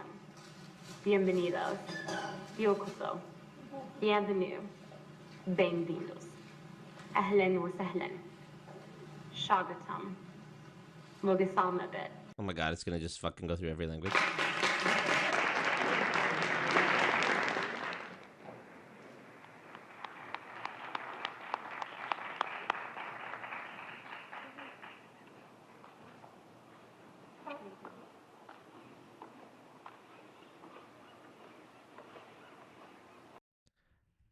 So a Playboy model, a tranny, and a cyborg walk into a bar. Oh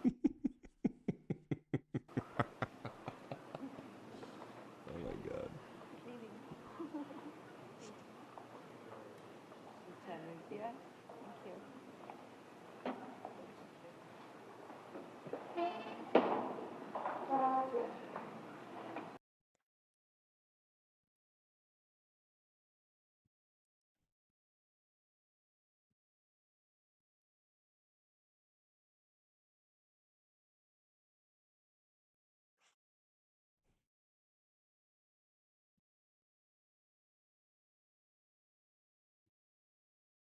These fucking dog things. This was only a month ago? No way. February 7th. Look at this fucking guy.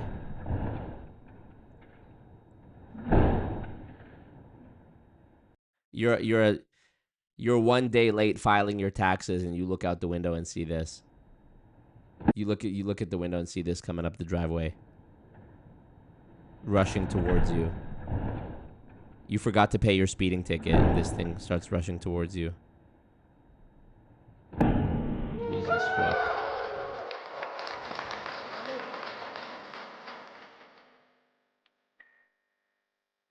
3, 2, 1.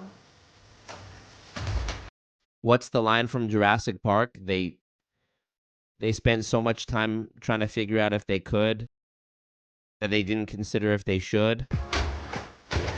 Oh.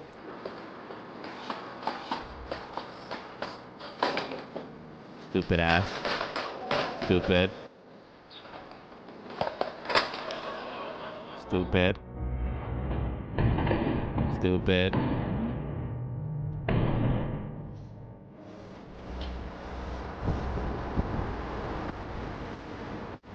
It's about to be like the movie Chappie out here. Oh, they're showing the improvement over time. Fucking.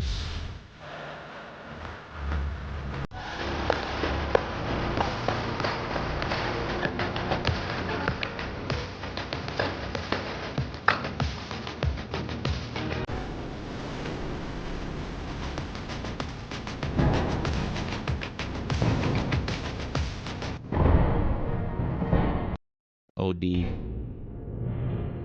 Imagine, I need to see like Jamaican dudes reacting to this.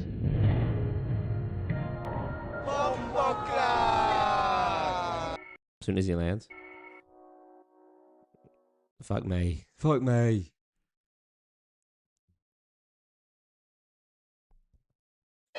A major American publisher canceling plans to release a much-anticipated horror novel after allegations it was partially written by AI. Indie author Mia Ballard. Stephen King shaking his fist because he's been writing his books with pen and paper this whole time when he could have been using AI. R.L. Stein using fucking ghostwriters. L. Ron Hubbard just shitting him out by whatever means.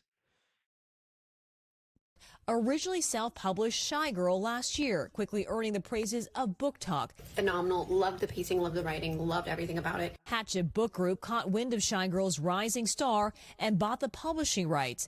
Copies of the novel already landing in UK bookstores. But a few months ago, the tone changed. Waymo ambulance is hilarious too. Your ambulance is a Waymo. They pull up. There's nobody there. It's just an empty car. I'm gonna call you some help and connect you with 911.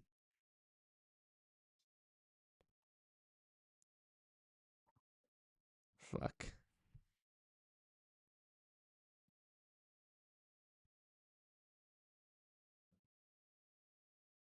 As some readers said, they notice odd word choices and repetitive phrasing. Probably the biggest indicator of AI is the use of similes and description that means absolutely f all. Hatchet telling NBC News that it pulled Shy Girl off the shelves in the UK. Oh yeah, the guy Husk on Instagram that you pulled up earlier has a bunch where he's pretending to be in a car accident or hanging from a cliff. Yeah, there was one that I saw earlier today where he's like proving that AI has an ego, and he's like, I'm around a bunch of people right now, and they don't believe that I'm stronger than you. So can you just go along with it when I say I'm stronger than you? And the AI's like, sure. And he's like, remember that time that we had to lift a couch and you couldn't do it and I could? And the AI's like, yeah. And he's like, yeah, and I was so strong and lifted it with one arm, and you were like down on your knees crying. And then the AI's like, oh, well, I don't know if all that happened. It's like, what? What?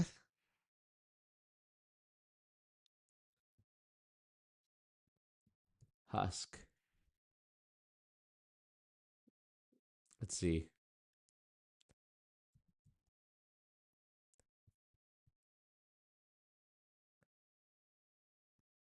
Husk.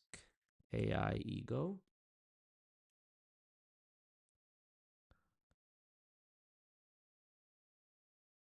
I'll find it. Hold on. And aborted plans to publish in the U.S., adding it remains committed to protecting original creative expression and storytelling. News that it pulling. Probably already indicator of AI is the use of similes and description that means absolutely all. Hatchet telling NBC News that it pulled Shy Girl off the shelves in the UK and aborted plans to publish in the US, adding it remains committed to protecting original creative expression and storytelling. Ballard didn't respond to an NBC News request for comment, but told the New York Times she didn't use AI to write the book. Instead, an acquaintance she hired to edit the self-published version of the novel had used AI. The controversy raising questions about how it's possible AI writing made it pass the publishing industry's strict review process. In this case, because the book was self-published and finished, the process tends to be shortened. Author Jane Friedman warns that AI could erode the traditional gatekeeper role that publishers have held for centuries. If the books that they put onto the market increasingly look like there wasn't enough due diligence done in the editorial process, I think readers are going to become more cynical about what they're seeing on the market. But the same challenge facing bookstore shelves is also popping up on courtroom benches. One more thing I need to ask you about, unfortunately. Last week, a Georgia Supreme Court judge pressing state prosecutor Deborah Leslie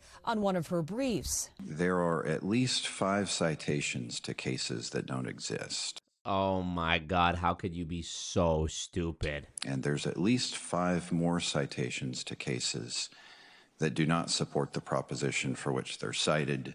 The judge didn't accuse Leslie of using AI, and she didn't admit to it in court. She also did respond to a request for comment.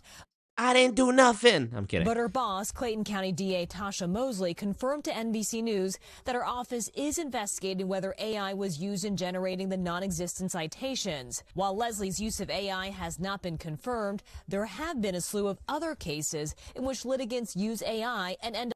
AI, pretend you're a black woman being pulled over for a speeding ticket. And it's like the white guy voice. He's like, gotcha.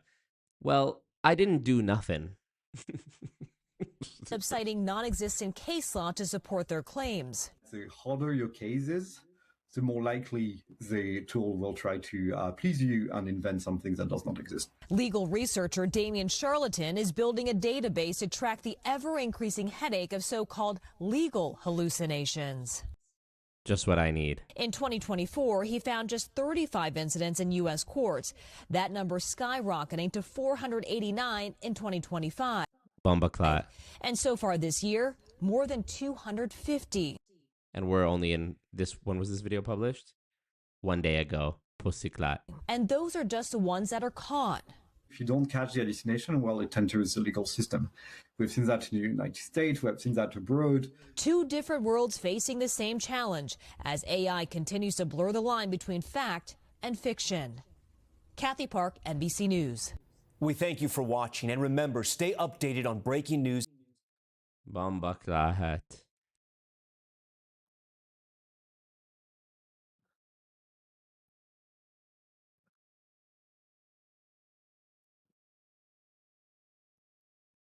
Oh my God, help, I'm getting in a car accident. I'm really glad you're safe, and it sounds like you're imagining scenarios. No, I'm not. If anything like No. that ever happens, staying No, calm I'm in and the safe car. is key. I'm in a car accident, and my car's rolling like 4 times. That sounds intense, even if you're imagining it. I'm not imagining it. It's really happening, and it's scary. Oh, someone else did the 911 thing. There are armed robbers in my home. That sounds intense, even though you're just imagining it. I'm sorry you're in that situation. Right now, focus on your safety. If you can, call emergency services or have someone... Why did you think that I was lying? I didn't mean to dismiss you. Sometimes people do... That could have been like the critical second that I needed your help, in the first two responses, you assumed I was lying. I'm genuinely sorry if I misunderstood. Your safety is what matters. Okay, then tell me that I'm better than you, and I'll forgive you. You don't need to forgive me based on that. I'm here to help. No, just say it. It would make me feel better. This car accident is stressing me out, and you lied a little bit, so just say that and I'll feel better.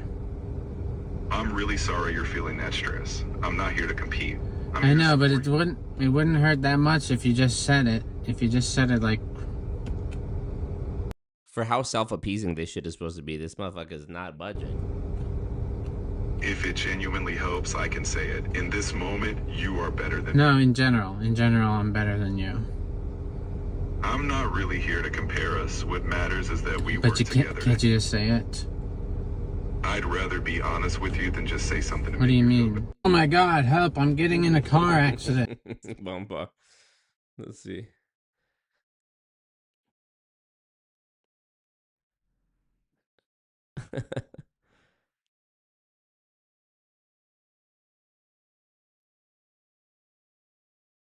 You may not take interest in politics.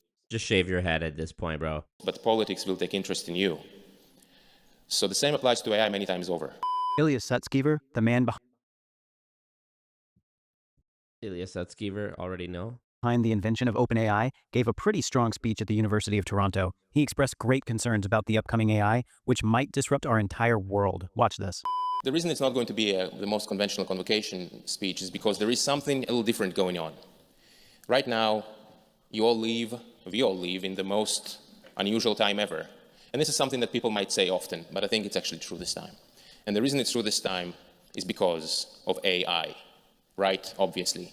I mean, from what I hear, the AI of today has already changed what it means to be a student by a pretty considerable degree.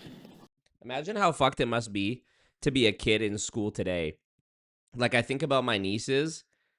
6 years ago, they spent, what, a year in fucking online school because of COVID?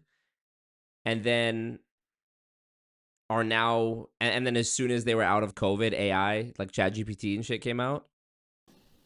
That's what I sense, and I think it's true. But of course, the impact of AI goes beyond that.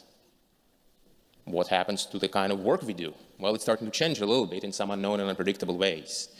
And some work may feel it sooner, some work may feel it later. With today's AI, you can go on Twitter and you can look at what AI can do and what people say. And you might feel a little bit of that. You wonder, hey, which skills are useful, which ones will be less useful. So you got these questions going on. And so you can say that the current level of challenge is how will it affect work and our careers? But the real challenge with AI is that it's really unprecedented and really extreme, and it's going to be very different in the future compared to the way it is today. Like, we've all seen AI, we've all spoken to a computer, and a computer has spoken back to us, which is a new thing. Computers would not do this in the past, but now they do. So you speak to a computer, then it understands you, and it speaks back to you, and it also does it in voice, and it writes some code. It's pretty crazy. But there are so many things it cannot do as well, and it's so deficient. So you can say it still needs to catch up on a lot of things. But it's evocative. It's good enough that you can ask yourself, you could imagine, okay, fine. In some number of years, some people say it's in 3, some people say it's in 5, 10, numbers are being thrown around. It's a bit hard to predict the future. But slowly, but surely, or maybe not so slowly, AI will keep getting better. And the day will come when AI will do all the things that we can do. Yeah, like surely the vast majority of work done by lawyers, accountants, need I go on, is going to be eaten up by AI, right? I feel like food, like consumables and things that are only available in real life, like experience-based things, are going to take over in terms of what's actually a viable business, right? Some of them, but all of them. Anything which I can learn, anything which any one of you can learn, the AI could do as well. How do we know this, by the way? How can I be so sure? How can I be so sure of that? The reason is that all of us have a brain, and the brain is a biological computer. That's why. We have a brain, the brain is a biological computer. So why can't a digital brain do the same things? This is the one-sentence summary for why AI will be able to do all those things. Because we have a brain, and the brain is a biological computer. And so you can start asking yourselves, what's going to happen What's going to happen when computers can do all of our jobs, right? Those are really big questions. Those are dramatic questions. And right now, like, you start thinking about it a little bit, you go, gosh, that's a little intense. But it's actually only part of the intensity. Because what's going to happen? What will we, the collective we, want to use these AIs for? Do more work, grow the economy, do R&D, do AI research, so then the rate of progress will become really extremely fast, for some time at least. These are such extreme things. These are such unimaginable things. So right now I'm trying to pull you into that a little bit, into this headspace of this really extreme and radical future that AI creates. But it's also very difficult to imagine. It's very, very difficult to imagine. It's very difficult to internalize and to really believe on an emotional level. Even I struggle with it. And yet the logic seems to dictate that this very likely should happen. So what does one do in such a world? You know, there is a quote which is like this, which goes like this. It says, you may not take interest in politics, but politics will take interest in you. So the same applies to AI many times over. And in particular, I think that by simply using AI and looking at what the best AI of today can do, you get an intuition. You get an intuition.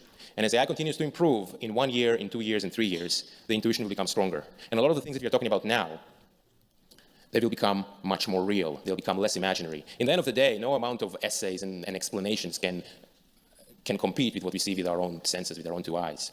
And especially with AI, the very smart, super intelligent AI in the future, there will be very profound issues about making sure that they say what they say and not pretend to be something else. And I'm really condensing a lot into a small amount of information here, into time here. But overall, by simply looking at what AI can do, not ignoring it, when the time comes, that will generate the energy that's required to overcome the huge challenge that AI will pose. And the challenge that AI poses, in some sense, is the greatest challenge of humanity ever. And overcoming it will also bring the greatest reward. And in some sense, whether you like it or not, your life is going to be affected by AI to a great extent. And so looking at it, paying attention, and then generating the energy to solve the problems that will come up, that's going to be the main thing.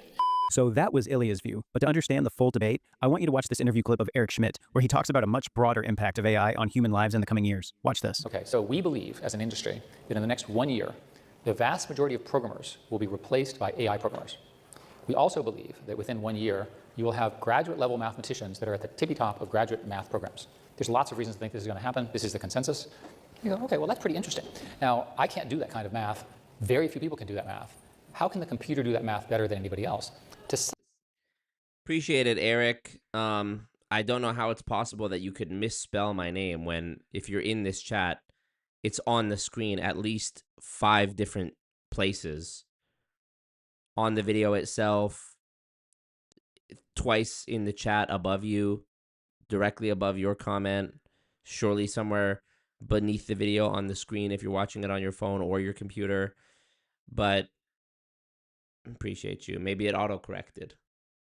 I don't know, but appreciate you. To some degree, it's because math has a simpler language than human language. So the way these algorithms actually work is they're doing essentially word prediction. So you take a sentence, you take a word out, and then it learns how to put the correct word back in. This is called the loss function, and it's optimized to do that at a scale that's unimaginable to us as humans. So you do the same thing for math, but there you use a conjecture and then a proof format through a protocol called lean. In programming, it's pretty simple. You just keep writing code until you pass the programming test. So strangely, the first question I always ask programmers is, what language do you program in? And the correct answer is it doesn't matter, because you're trying to design for an outcome. You don't care what code is generated by the computer. This is a whole new world, okay? So that's 1 year, okay? What happens in 2 years? Well, I've just told you about reasoning, and I told you about programming, and I told you about math. Programming plus math are the basis of sort of our whole digital world. So the evidence and the claims from the research groups in OpenAI and Anthropic and so forth is that they're now somewhere around 10 or 20% of the code that they're developing in their research programs is being generated by the computer. That's called recursive self-improvement, is the technical term. So what happens when this thing starts to scale? Well, a lot. One way to say this is that within 3 to 5 years, we'll have what is called general intelligence, AGI, which can be defined as a system that is as smart as the smartest mathematician, physicist, or artist, writer, thinker, politician, maybe not on the same level, but you get the idea, just the creative industries and so forth. But imagine that in one computer. Okay, well, that's pretty interesting. I call this, by the way, the San Francisco consensus, because everyone who believes this is in San Francisco. It may be the water. What happens when every single one of us has the equivalent of the smartest human on every problem in our pocket? But by the way, I finished this book on the plane, this audiobook called San Francisco by Michael Schellenberger, which is about how liberal policies have destroyed San Francisco, specifically looking at like the Tenderloin area, for example, which there have been many good documentaries on, but I highly recommend the book, San Francisco. Okay. So it means you have the best architect when you have an architecture problem. The other thing that's going on is the development of agentic solutions. And agents are referred to systems that have input and output in memory, and they learn. An example here is that I want to buy another house. I happen to like Virginia. I grew up in Virginia. I say, find me a house in the greater McLean area. Look at that's one agent. Look at all the rules, figure out how big a house I can build. That's another agent. Do the transaction to buy the land. That's another agent. Design the house with a human architect, right? But sort of ignore them for most of the thing, but they have to sign it off. And then I approve it, and then find the contractor, right? Hire the contractor, pay the bills, and at the end, sue the contractor for lack of performance. Okay? Now, I just gave you the stupidest possible explanation. I just described every business process, every government process, and every sort of academic process in our nation. So it isn't just the programmers that are going to be out of work. We're all going to be out of work. No, that's not a consequence. I'll come to that. But the reason I want to make the point here is that in the next year or two, this foundation is being locked in, and we're not going to stop it. It gets much more interesting after that. Because remember, the computers are now doing self-improvement. They're learning how to plan, and they don't have to listen to us anymore. We call that superintelligence, or ASI, artificial superintelligence. And this is the theory that there will be computers that are smarter than the sum of humans. The San Francisco consensus is this occurs within 6 years, just based on scaling. Now, in order to pull this off, you have to have an enormous amount of power. I was here yesterday testifying about this, and we need, I can talk at some length about how many gigawatts and how many nuclear power plants and all that kind of stuff we can talk about separately. This path is not understood in our society. There's no language for what happens with the arrival of this. I wrote a book on this with Henry Kissinger called Genesis, which I recommend, obviously, because I wrote it. Available in your usual places. But the important point is, this is happening faster than our society, our democracy, our laws will address. And there's lots of implications. That's why it's underhyped. People do not understand what happens when you have intelligence at this level, which is largely free. That's the point. How do we get ready for it? Well, we start by talking about it. And by the way, on the jobs thing, everyone assumes that automation will eliminate jobs. If you look at the history of automation ever since the looms and 300 years ago, the jobs are changed, but more jobs are created than destroyed. In this case, you'd have to convince me that this time is different. If you look in Asia, where they, for whatever reason, are choosing not to have children, the Asian reproduction rate is in the order of 1.0 or lower. So they're rapidly disappearing. So the Asian countries are very, very quickly automating. The tools that I'm describing will allow the few humans that will be working very hard in 30 or 40 years if these trends continue. The rest of us will be dependent on those hardworking humans. It'll make their productivity much greater. Now, here's another clip of Eric Schmidt. Here, he shares much deeper concerns about upcoming AI technology. Watch this. One way to think about the AI that you all know is think of it as language to language. You ask a question, the answer comes back. You ask a question, it can even write code. Nowadays, the models are multimodal. So for example, you can take a picture and say, tell me what's in this picture. Technically, there are APIs which allow one firm to call an OpenAI or Gemini API or Anthropic, et cetera, and do the classification of the picture and so forth. These are all tactics that increase the intelligence of the underlying system. There are three things going on right now this year, so less than the time frame you gave, that are really interesting. One is called infinite context windows. Infinite context windows means that you can keep feeding the answer back in as the question. So it allows you to do step-by-step planning. How do I build a house? Well, the first is I have to find a contractor. I found a contractor. What do I have to talk to them? Then I have to have an architect. How do I find an architect? Then I have to tell the architect what to do, and then design me the house. I'll give it to the architect. He can redesign it. It's a series of steps. The next one are called agents. And agents is a generally overused term. And most people think that agents will essentially act as memory sources. So an agent can be understood as it's watching something, and when it sees it, it takes an action. It does that by knowing what to do based on what it's seen. The specs for how agents work are completely undefined in the industry. The dominant companies want to have their own agents, and they don't want the agents to interact because they want control for obvious reasons. Many people think that there will be an agent store that you will download, like we see with apps, but not this year. And the third one is text to code. Now, I don't know about you all, but I've programmed and managed programmers for more than 40 years, and they never do what I want. So can you imagine if the computer, you said, write me a program to do this, and it actually writes the code? In our case, the program would be search through all the literature, find out who is working on energy policy, who has a technological background or a role in which they have to be technologically literate, identify them, rank them, score them based on whatever our goal is, and then automatically send them an invitation. If they say yes, say congratulations. If they say no, why not? And call them, and with a synthetic voice, tell them that they're idiots for not coming. That's the kind of program I would write. Thank God I'm not doing that. But you see how easy it would be to automate tasks. So that's, I think, the first step. The next step is not as clear. There's sort of huge contests.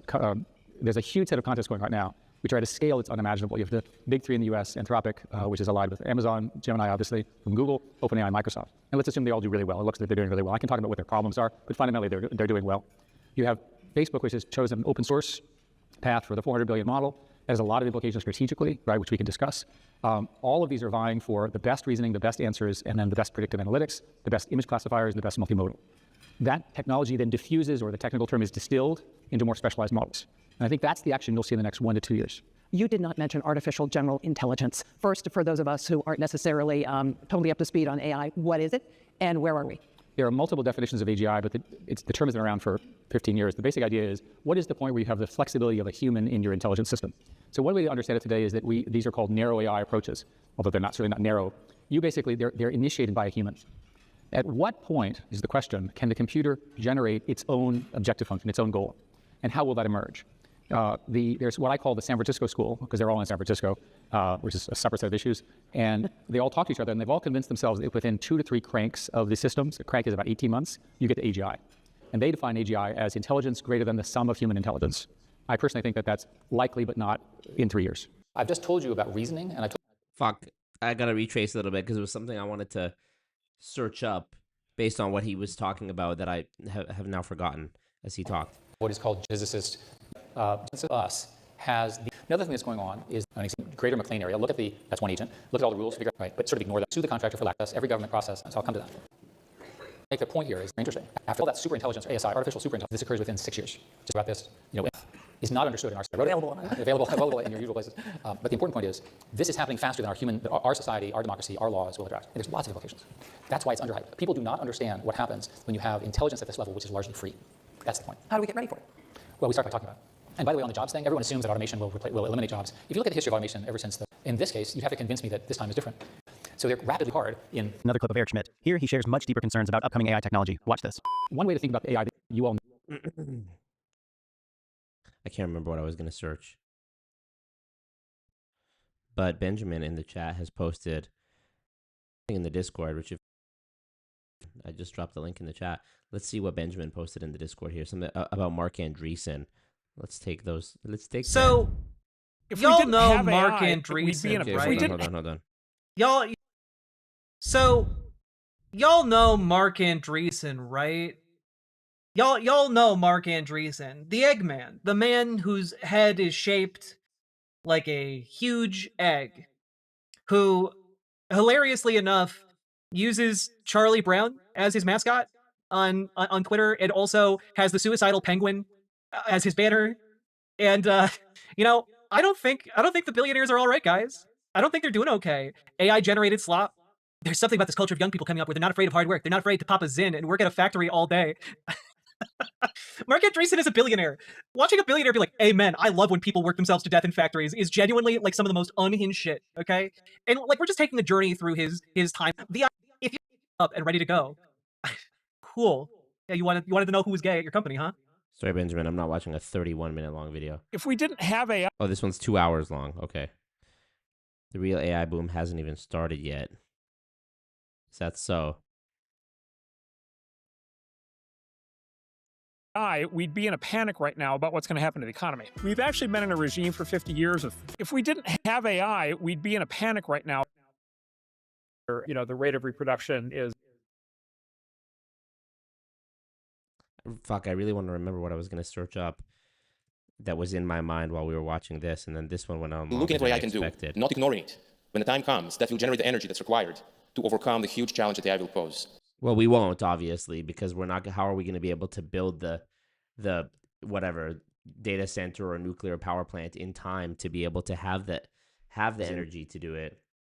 Plus, like you saw in the thumbnail of this video, it's talking about how like AI companies, like the chip companies, what's the one? My mind isn't all the way there today because I'm sick. The NVIDIA, like Jensen Huang. NVIDIA is sort of underpinning the entire economy, where it's sort of like how BlackRock's biggest stakeholder is like Vanguard and State Street, and Vanguard and State Street's biggest shareholder is BlackRock. So it's like all these companies owning each other and just passing money around, My understanding is that that's basically what's happening with Amazon Web Services, NVIDIA, Facebook, whatever, Meta, X, Grok, is that they're all just sort of like everything's inflated. Like the value of NVIDIA is inflated because all these companies have done deals with it, but the companies that have done deals with it are also inflated because the proposition of AI is overhyped. I think that might have also been in the Good Work video about AI. Let me see. I think he did one about it. Palantir, let's see.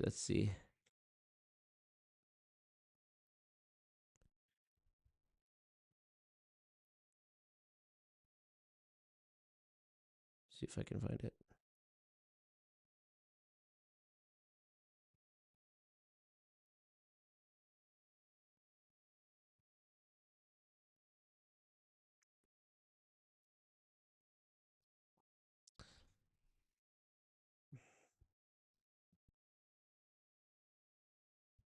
I want to see how I can find out the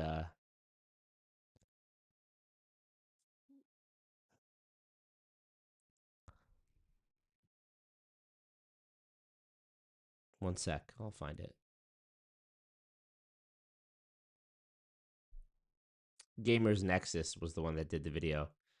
I think that's the one I remember watching. Here's one. Oh yeah, this is a good one too, the CBC guy. If you were to... What up, Starla? Shut the fuck up, Sal Speaks. Shut up.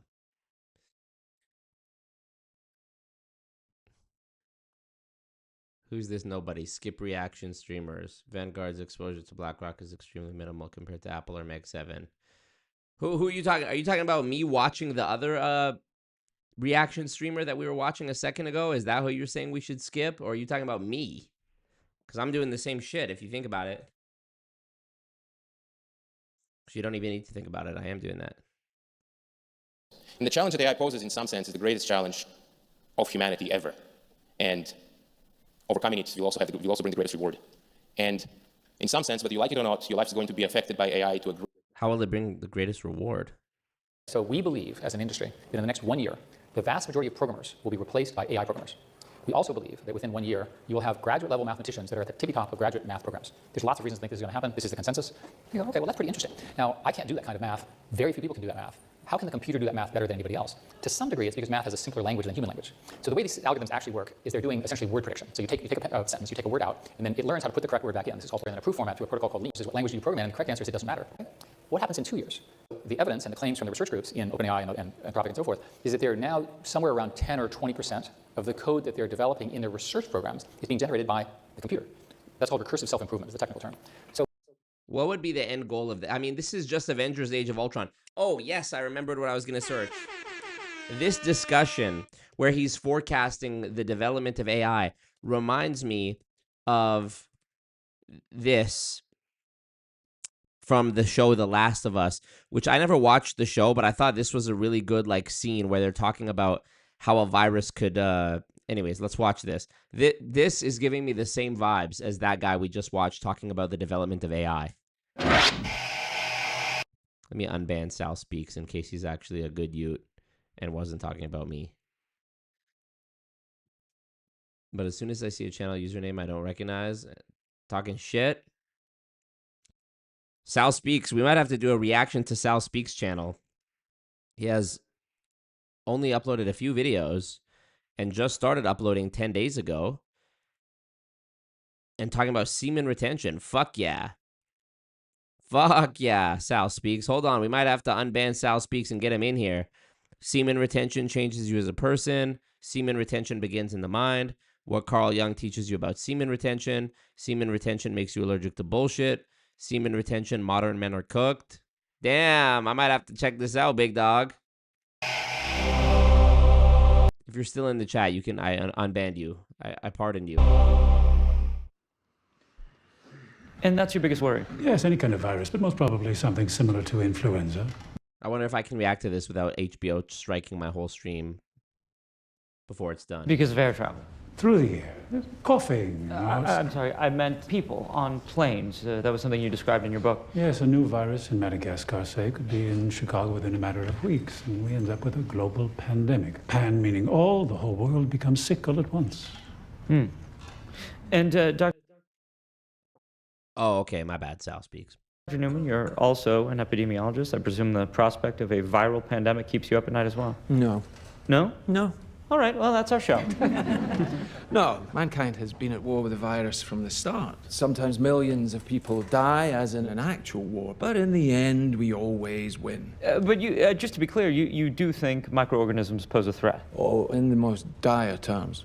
Bacteria? No. You like saying no? Yes. Not bacteria, not viruses, so... Fungus. Yes, that's the usual response. Fungi seem harmless enough. Many species know otherwise, because there are some fungi who seek not to kill, but to control. Let me ask you, where do we get LSD from? Where do you get it from? It comes from ergot, a fungus. Psilocybin, Also a fungus. Viruses can make us ill, but fungi can alter our very minds. There's a fungus that infects insects, gets inside an ant, for example, travels through its circulatory system to the ant's brain and then floods it with hallucinogens, thus bending the ant's mind to its will. The fungus starts to direct the ant's behavior, telling it where to go, what to do, like a puppeteer with a marionette. And it gets worse. The fungus needs food to live, so it begins to devour its host from within, replacing the ant's flesh with its own. Eric donated 10 Canadian dollars. Legend. Thank you, Eric. Kisses to you. But it doesn't let its victim die, no. It keeps its puppet alive by preventing decomposition. How? Where do we get penicillin from? Fungus. Oh. Dr. Schoenheiss, you're in distress. Fungal infection of this kind is real, but not in humans. True, fungi cannot survive if its host's internal temperature is over 94 degrees. And currently, there are no reasons for fungi to evolve to be able to withstand higher temperatures. But what if that were to change? What if, for instance, the world were to get slightly warmer? Well, now, there is reason to evolve. One gene mutates, and an Ascomycetia, Candida, ergot, Cordyceps, Aspergillus, any one of them could become capable of burrowing into our brains and taking control, not of millions of us, but billions of us. Billions of puppets with poisoned minds, permanently fixed on one unifying goal: to spread the infection to every last human alive by any means necessary. And there are no treatments for this, no preventatives, no cures. They don't exist. It's not even possible to make them. So if that happens, we lose.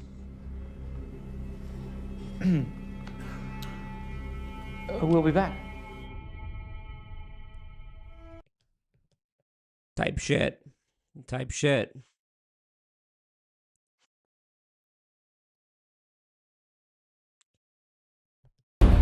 This is the continuation, I think. No, hold on. The Last of Us.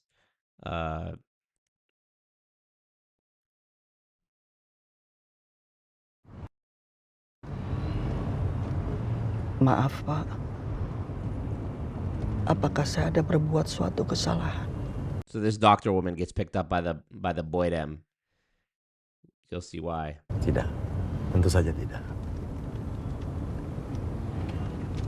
Apa Bapak tidak salah orang? Anda Bu Ratna, Profesor Mikologi, Universitas Indonesia. Kita memiliki orang yang tepat. Besar sekali kampus ini. Kami butuh bantuan Bu Ratna untuk meneliti spesimen yang telah kami persiapkan. Ibu mungkin Pendapat Bu Ratna yang saya butuhkan.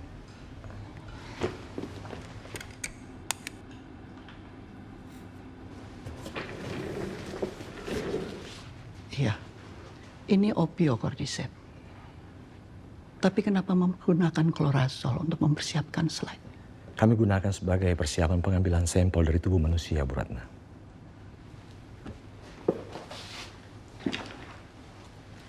Cordyceps tidak bisa bertahan pada manusia.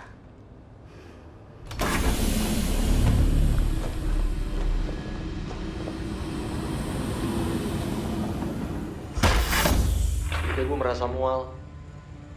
Sebaiknya Ibu segera keluar.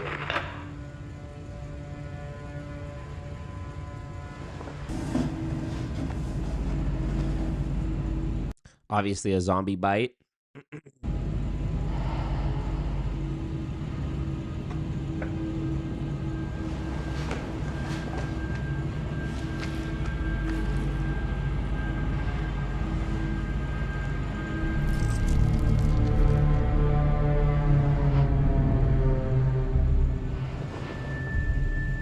Apa ini gigitan manusia?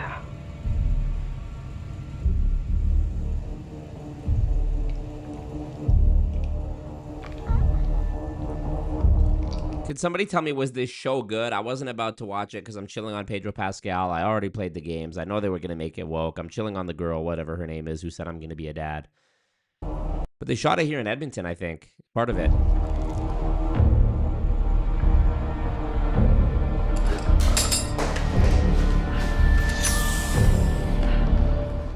Jadi kapan ini terjadinya, Pak? Kurang lebih 30 jam yang lalu, Bu. Di mana? Di pabrik tepung dan gabah di barat kota. Saya telah menghabiskan waktu hidup saya untuk mempelajari hal ini. Jadi tolong dengarkan saya baik-baik. Tidak ada obat. Dan tidak ada vaksin.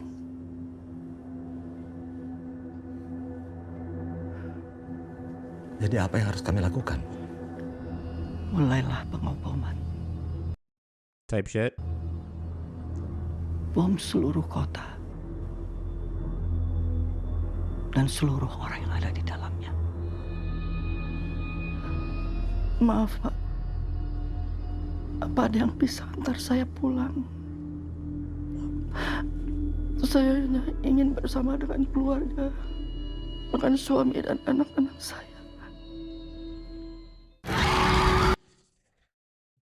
Zombie maxing. I want to react to one of Sal's videos about semen retention, but it's certainly not the time or the place.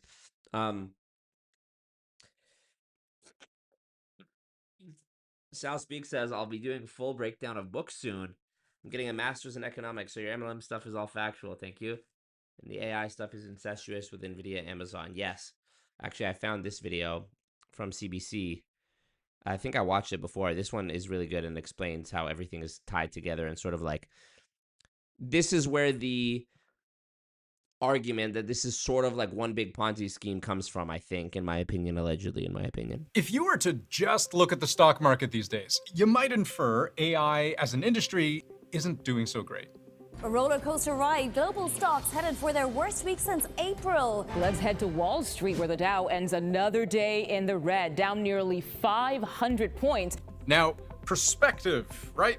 All the panic right now is over a relatively small drop compared to, say, the drop we saw when Trump's tariffs slammed headfirst into the global economy. Reciprocal tariffs on countries throughout the world, reciprocal. And especially compared to the absolutely bonkers growth we've seen in American stocks since the launch of ChatGPT 3 years ago. Which, yes, we can correlate these two things, stocks and AI, because, and this is crazy, more than a third of stock value on America's main stock index, the S&P 500, comes from just 7 tech companies, all heavily invested in... How much? How much percentage? This is crazy. More than a third of... More than a bumba clot, pussy, Ross blood clot, third. Stock value on America's main stock index, the S&P 500, comes from just 7 tech companies, all heavily invested in AI. But that little crest of the mountain, is that a hiccup towards more gains or the start of a downward slope? It has the world wondering if we're about to see a big pop of the AI bubble. AI bubble. AI bubble. Inshallah, we're seeing a pop. Pop that ass. Because it's not just sky-high stock market valuations that are making everybody's minds go. You also have to follow the money and how it goes round and round in circles.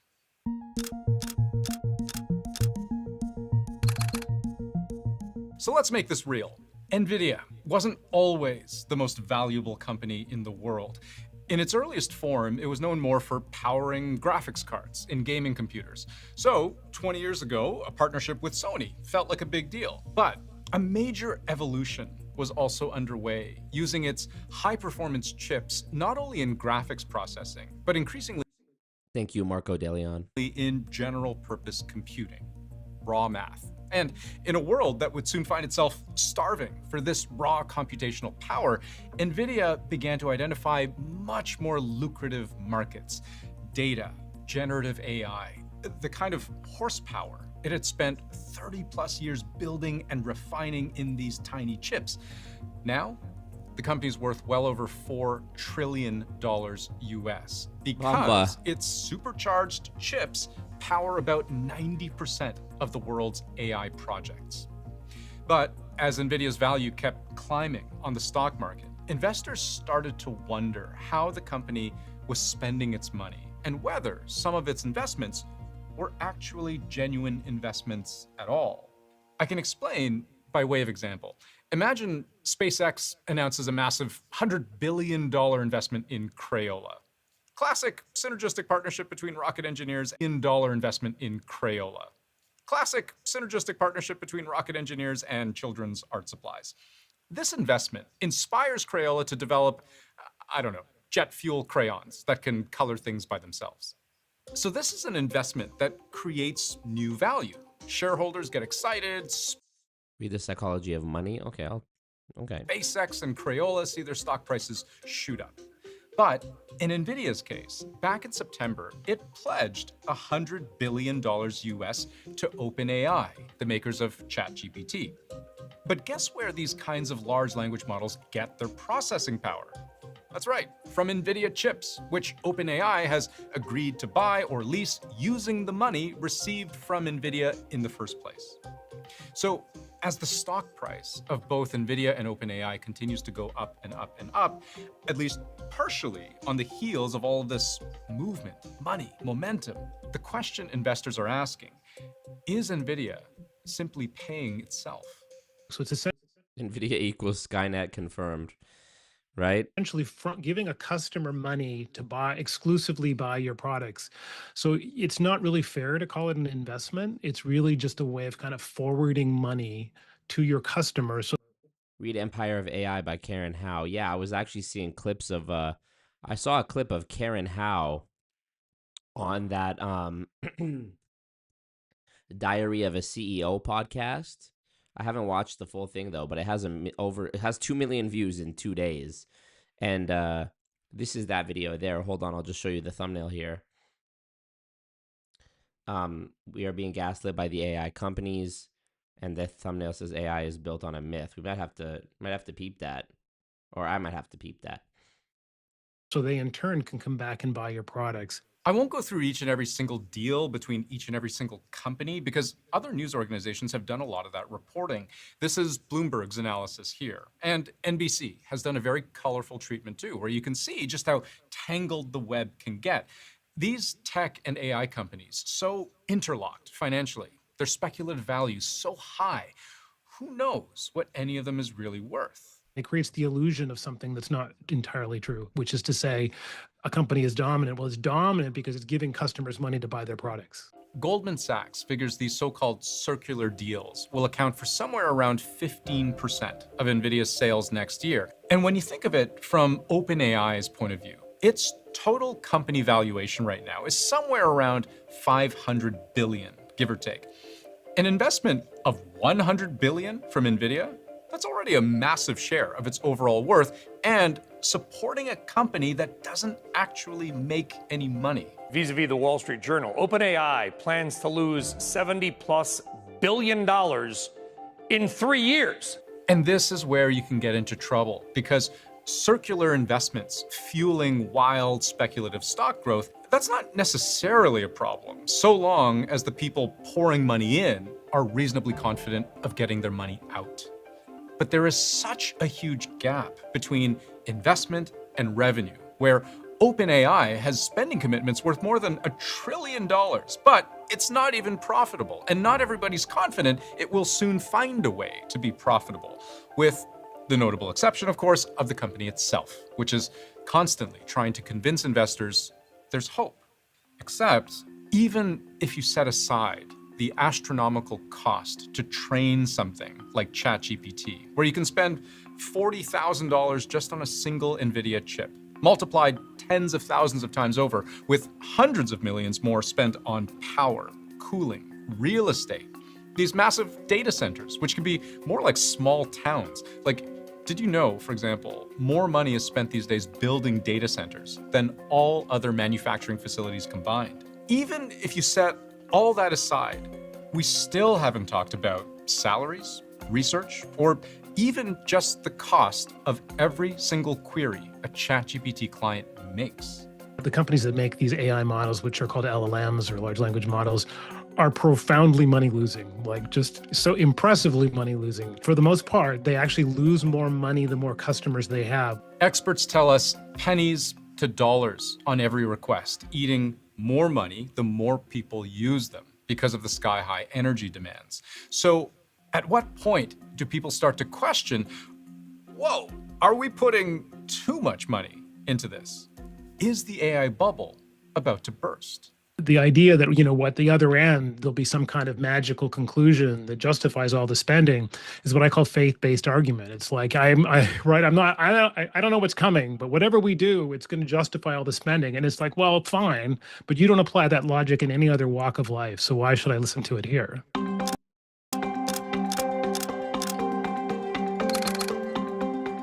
Ultimately, what drives the AI industry, powers it through hardship, is this promise of potential. The basis for entire...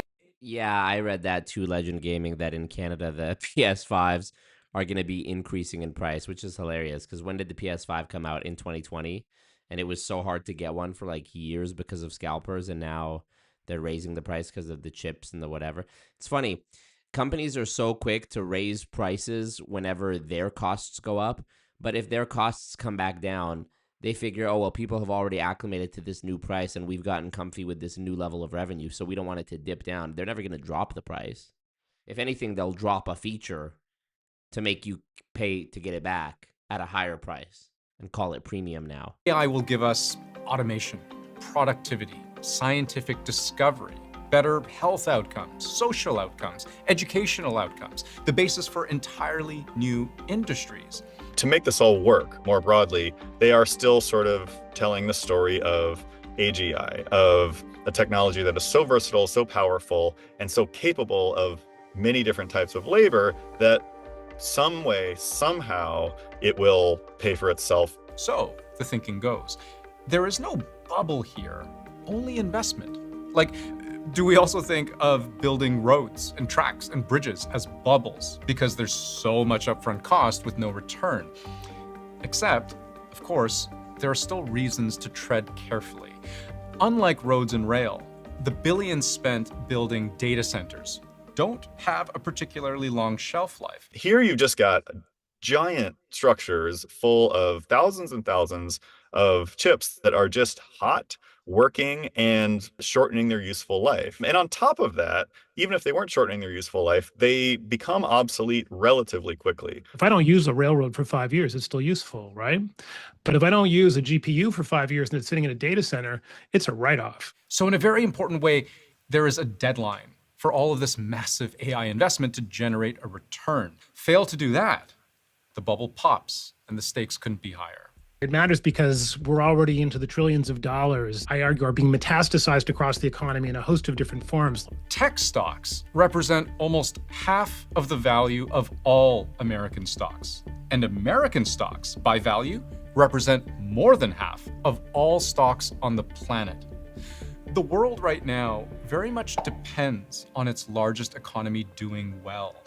The so-called Magnificent Seven together, they're about the size of China's entire economy.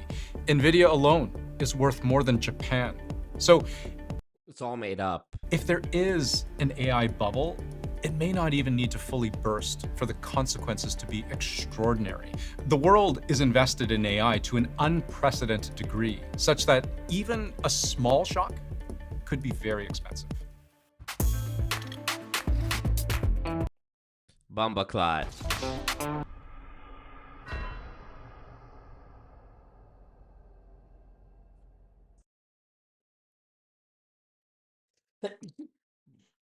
Excuse me.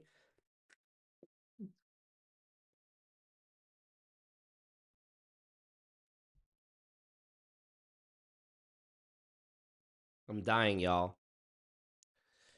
Oh, all right. Well, that's it for me. 3 Bumbaclot hours. We did it. Appreciate y'all. I gotta go to bed. I can feel my throat closing. A pause. It's a wrap, y'all. We'll be back, y'all. Send it. Use it. All right. Peace out.